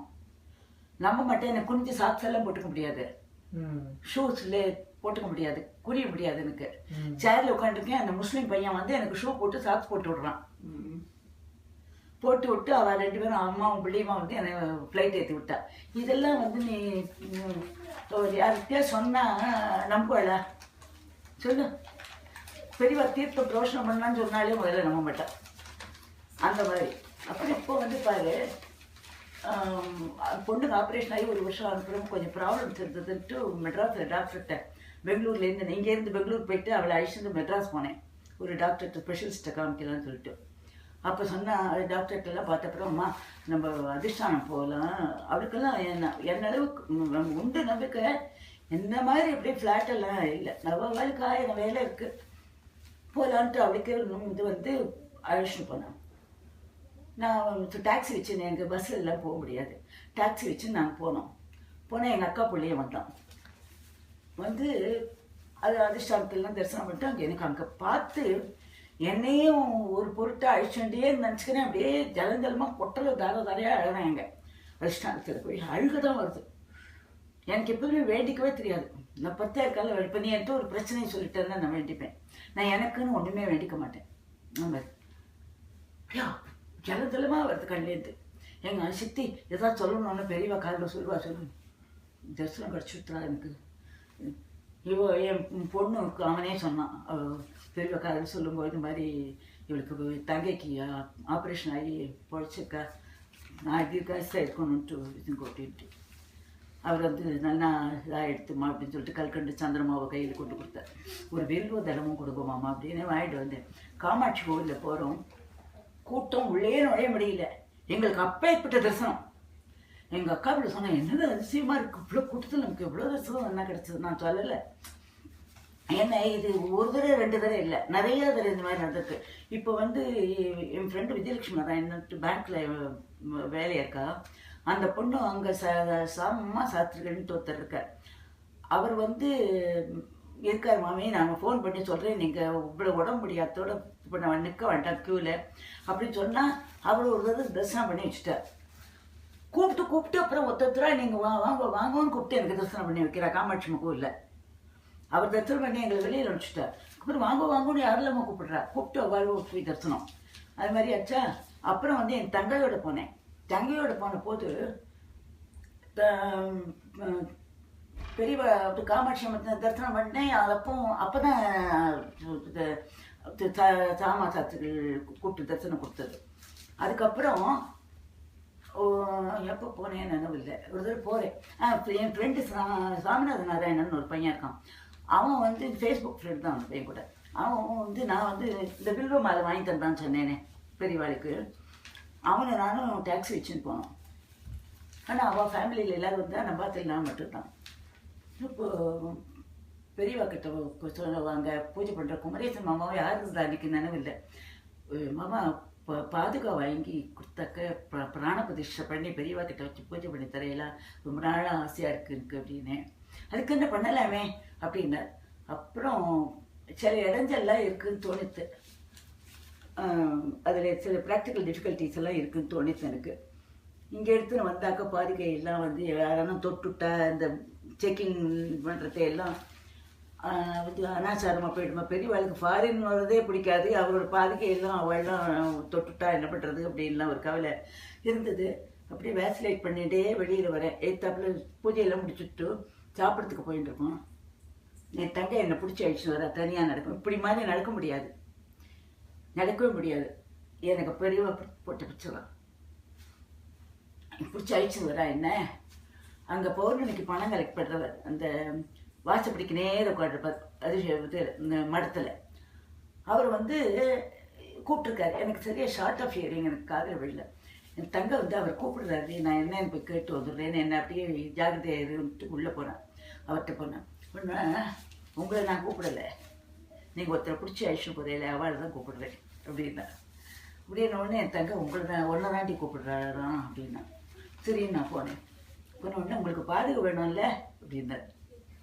நாங்கள் பெரியவா கிட்ட வந்து சொல்லிட்டு வந்திருக்கேன். பெரியா சொல்லாத இருப்பாளா பாதுகாக்கு. நான் சொன்னேன் வாங்கணும்னு தான் நினச்சிருந்தேன். அதில் கொஞ்சம் ப்ராக்டிக்கல் டிஃபிகல்ட்டிஸ் எல்லாம் இருக்குது. நான் அமெரிக்கா போகிறேன், அங்கெல்லாம் எடுத்துகிட்டு போனால் எப்படி இருக்குமோ இன்னும் யோசனை பண்ணுறேன். அவ்வளோ பெரிய பாதுகை அப்படின்னு. அதெல்லாம் நீங்கள் ஏன் கவலைப்படுறே, நான் சின்னதாக பாதுகை உங்களுக்கு தூக்கின்னு போகிற மாதிரி உங்களுக்கு பாதுகை கொடுக்குறேன் அப்படின்னா. மெட்டல் பாதுகை எடுத்து இந்த அதிர்ஷ்டானத்தில் வச்சு பூஜை பண்ணி எடுத்துகிட்டு போங்க அப்படின்ட்டு கொடுத்துட்டார். இவ்வளோ நேரம் தான் இருக்குது கொடுத்துட்டார். அதை எடுத்துன்னு வந்து பெரிய அதிர்ஷ்டானத்தில் பூஜை பண்ணி அவர் கொடுத்தார். எனக்கு என் மாதுளம்பழத்தோடு வச்சு கொடுத்தார். எனக்கு அதை கொஞ்சம் வந்து பெரியவா படுத்தும் கழுவி வச்சுட்டேன்.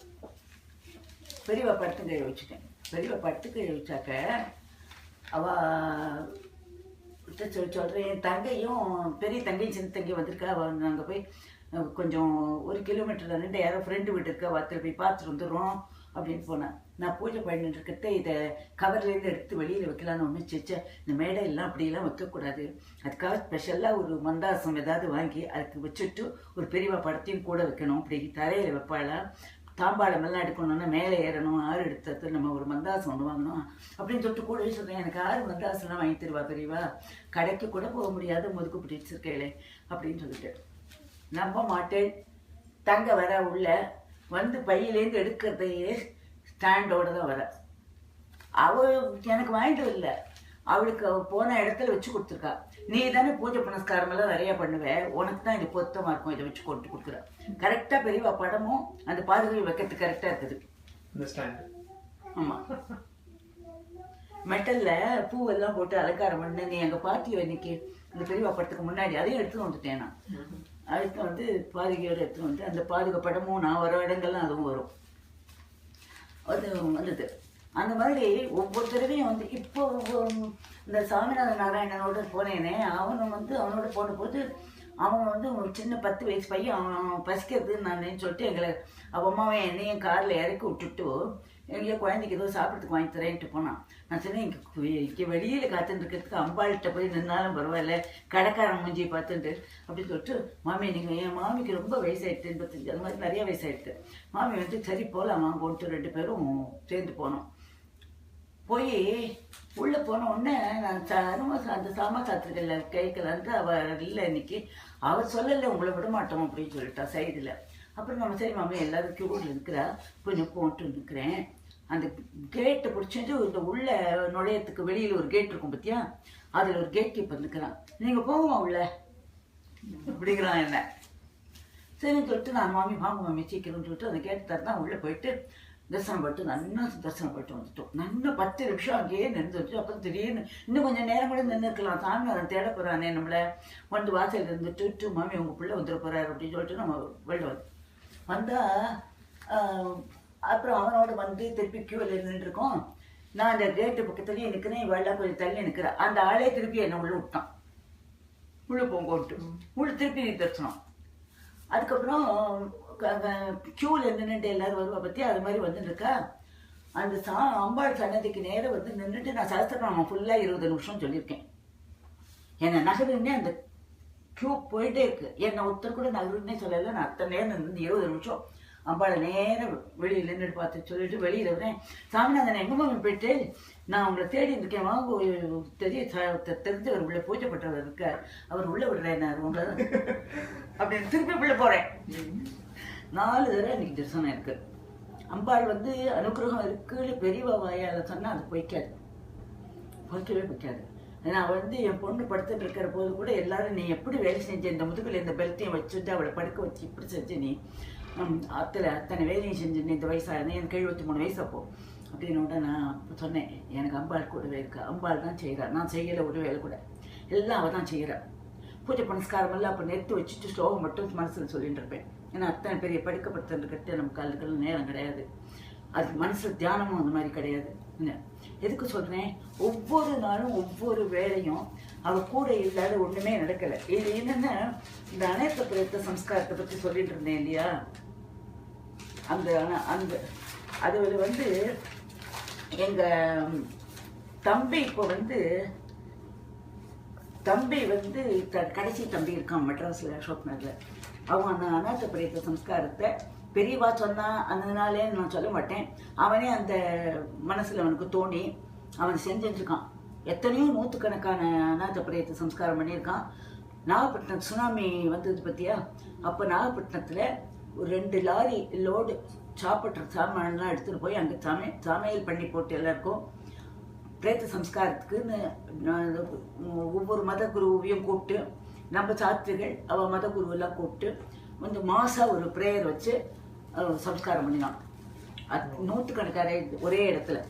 அந்த மாதிரி அவன் வந்து இந்த இதெல்லாம் ரெட் லைட் ஏரியாக்கெல்லாம் அழிச்சுட்டு போய் குழந்தைகளெல்லாம் நாசம் பண்ணுறாரு, அதிலெல்லாம் ரெஸ்கியூ பண்ணி அவன் பண்ணியிருக்கான். ஒரு சோஷியல் சர்வீஸ் பண்ணிட்டு இருக்கான். தங்க டெல்லியில் ஊற்றியிருக்கான். அவள் வந்து எனக்கு அடுத்தவன். அவள் வந்து அனிமல்ஸுக்கு அத்தனைக்கும் அவள் தான். ஒரு ரோட்டில் அனாதையாக பூனை இருந்தாலும் விழுந்து கிடந்தாலும் நாய் அடிபட்டு கிடந்தாலும் எடுத்துன்னு வந்து அதுக்கு சிகிச்சை பண்ணி கேன்சர்னை கொண்டு ட்ரீட்மெண்ட் கொடுத்து பசு மாடெல்லாம் அந்த ஊர்ல எல்லாம் கொழு நன்னா இருக்கும் இல்லையா டெல்லியில். அந்த மாடெல்லாம் வந்து ஒரு மாடு எனக்கு நான் பார்த்தது, ஒரு மாடு வந்து பால் கறக்க முடியாது, அதுக்கு மாட்டுக்கு காம்பில் துவாரம் கிடையாது, அதை எடுத்துன்னு வந்து தன் அப்பார்ட்மெண்ட்டில் வச்சுக்க முடியாது, கீழ் வீட்டில் இருந்தால் கூட அவள் அப்ஜெக்ட் பண்ணுவாளோ இல்லையோ. குருவாயூரப்பன் கோவில் பக்கத்தில் அந்த கோவிலுக்கு அதில் ஷெட்டுக்கு அவாள்கிட்ட கேட்டு வாங்கி அதுக்கு வந்து சர்வீஸ் பண்ணி தானே எல்லாத்துக்கும் சாப்பாடு அதுக்கு கொடுத்து இது பண்ணிட்டு ரோடில் ஒரு நாய் போன ஒன்றும் அனாதையாக அனுக்கப்படாது, அவளுக்கு அத்தனையும் காப்பாற்றுவோம். எனக்கு இதெல்லாம் நான் தெய்வம் அப்படின்போம். பெரியவா தானே சொல்லியிருக்கா உனக்கு அனிமல்ஸ்க்கு எல்லாம் தானே சர்வீஸ் பண்ணோம். அவளுக்கு ரொம்ப பக்தி பெரியவாக்கிட்டையும் சரி அம்பாள்கிட்டையும் எல்லா தெய்வத்திட்டையும் குருவாயூரப்பன் கோவிலையும் கொடுத்தனு போவோம். அந்த மாதிரி எங்கள் அக்கா பிள்ளை இப்போ சொன்னேனே, அவன் வந்து விளம்பரமாக ஒன்றும் பண்ணிக்க மாட்டான், அப்படியே ஃப்ளாட் பக்தி நினச்சி தான் ஓடி போயிடுவான் அதிர்ஷ்டத்துக்கு சொல்லுவான். விளம்பரம் பண்ணிக்க மாட்டான், ஒன்றும் பண்ண மாட்டான். எங்கே இந்த கோவிலுக்கெல்லாம் இந்த திருப்பணி பண்ணுவாள் எப்போ அந்தேனே அதுக்கு பேர் மருந்து படுத்தேன் உழவார பண்ணி, எங்கே உழவார பண்ணி நடந்தாலும் ஓடி போயிடுவான். அது சனி ஞாயிறில் வந்து தெரிஞ்சுக்கோயே அவனுக்கு அவங்க அட்வொகேட்டாக இருக்கும். சனி ஞாயிறு கோர்ட் இல்லாத நிற்க இருந்ததுன்னா அவன் போயிடுவான். அதுக்கப்புறம் ஒரு சிவன் கோவில் பாக்கி கிடையாது. ஃப்ளைட்டுக்கு காசு கொடுத்தா கூட அவன் ஃப்ளைட்டில் போகட்டான். நான் பஸ்லேயே போகிறேன், அப்போ தான் 2 கோவில் நிறையா பார்க்க முடியும். ஃப்ளைட்டில் இருந்து நம்ம ஆகாசத்தில் பறந்து போயிடுவேன், பஸ்ஸில் போய் இறங்கி நான் 4 கோவில் பார்த்துட்டு போவேன் அப்படிமா. அந்த மாதிரி இது இப்போ எனக்கு சமீபத்தில் பெரியவாளோட இது என்னென்னா, இங்கே வந்து அன்றைக்கி சொன்னேன் அபிராமி எல்லாத்தையும் பதிகம் சொல்லிட்டு இருக்கிறது, பெரியவா வந்து ராத்திரி சொப்பனத்தில் வந்துட்டா. பெரியவாளும் காமாட்சியும் ஒன்றும் பேசலாம், ஒன்றும் இல்லை.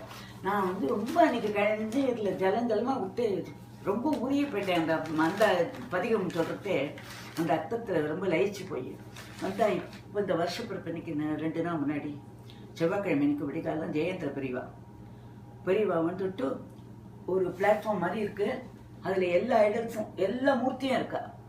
எல்லாத்துக்கும் தன் கையாலேயே எல்லா மூர்த்திக்கும் அபிஷேகம் பண்ணிருக்கா. நான் மட்டும்தான் எதுக்கு நிற்கிறேன். அவரோட அசிஸ்டன்டாரோ பார்ஷதர் நிற்கிற அவள் தான், வேற யாருமே கிடையாதுங்க. சொல்லிட்டு நான் இப்போ இந்த தடவை போனேன், இதையான்னு கேட்கணும்னு நினச்சிட்டு இருக்கேன். என்ன இத்தனை நாள் கேட்காத இருந்துட்டோம், அஜ்ஞானியா என்ன அதுக்கு சிக்னிஃபிகன்ஸ் எல்லாம் தெரியாத. சொல்ற இவாட்ட சொல்லு, கை கறியமெல்லாம் நல்லா பண்ணுவா. இவாட்ட சொல்லு, கோலமெல்லாம் போடுவா. கை கறியன்னு கோவிலுக்கு நான் வருஷக்கணக்கெல்லாம் போட்டுருந்தேன். அத்திருத்திரமெல்லாம் நடந்ததுன்னா 11 நாளும் நான் தான் கோலம் போடுவேன். 6 மணி நேரம் அட்டை ஸ்ட்ரெச் போட்டிருக்கேன் கோலம், அத்தனை பெரிய கோவிலில்.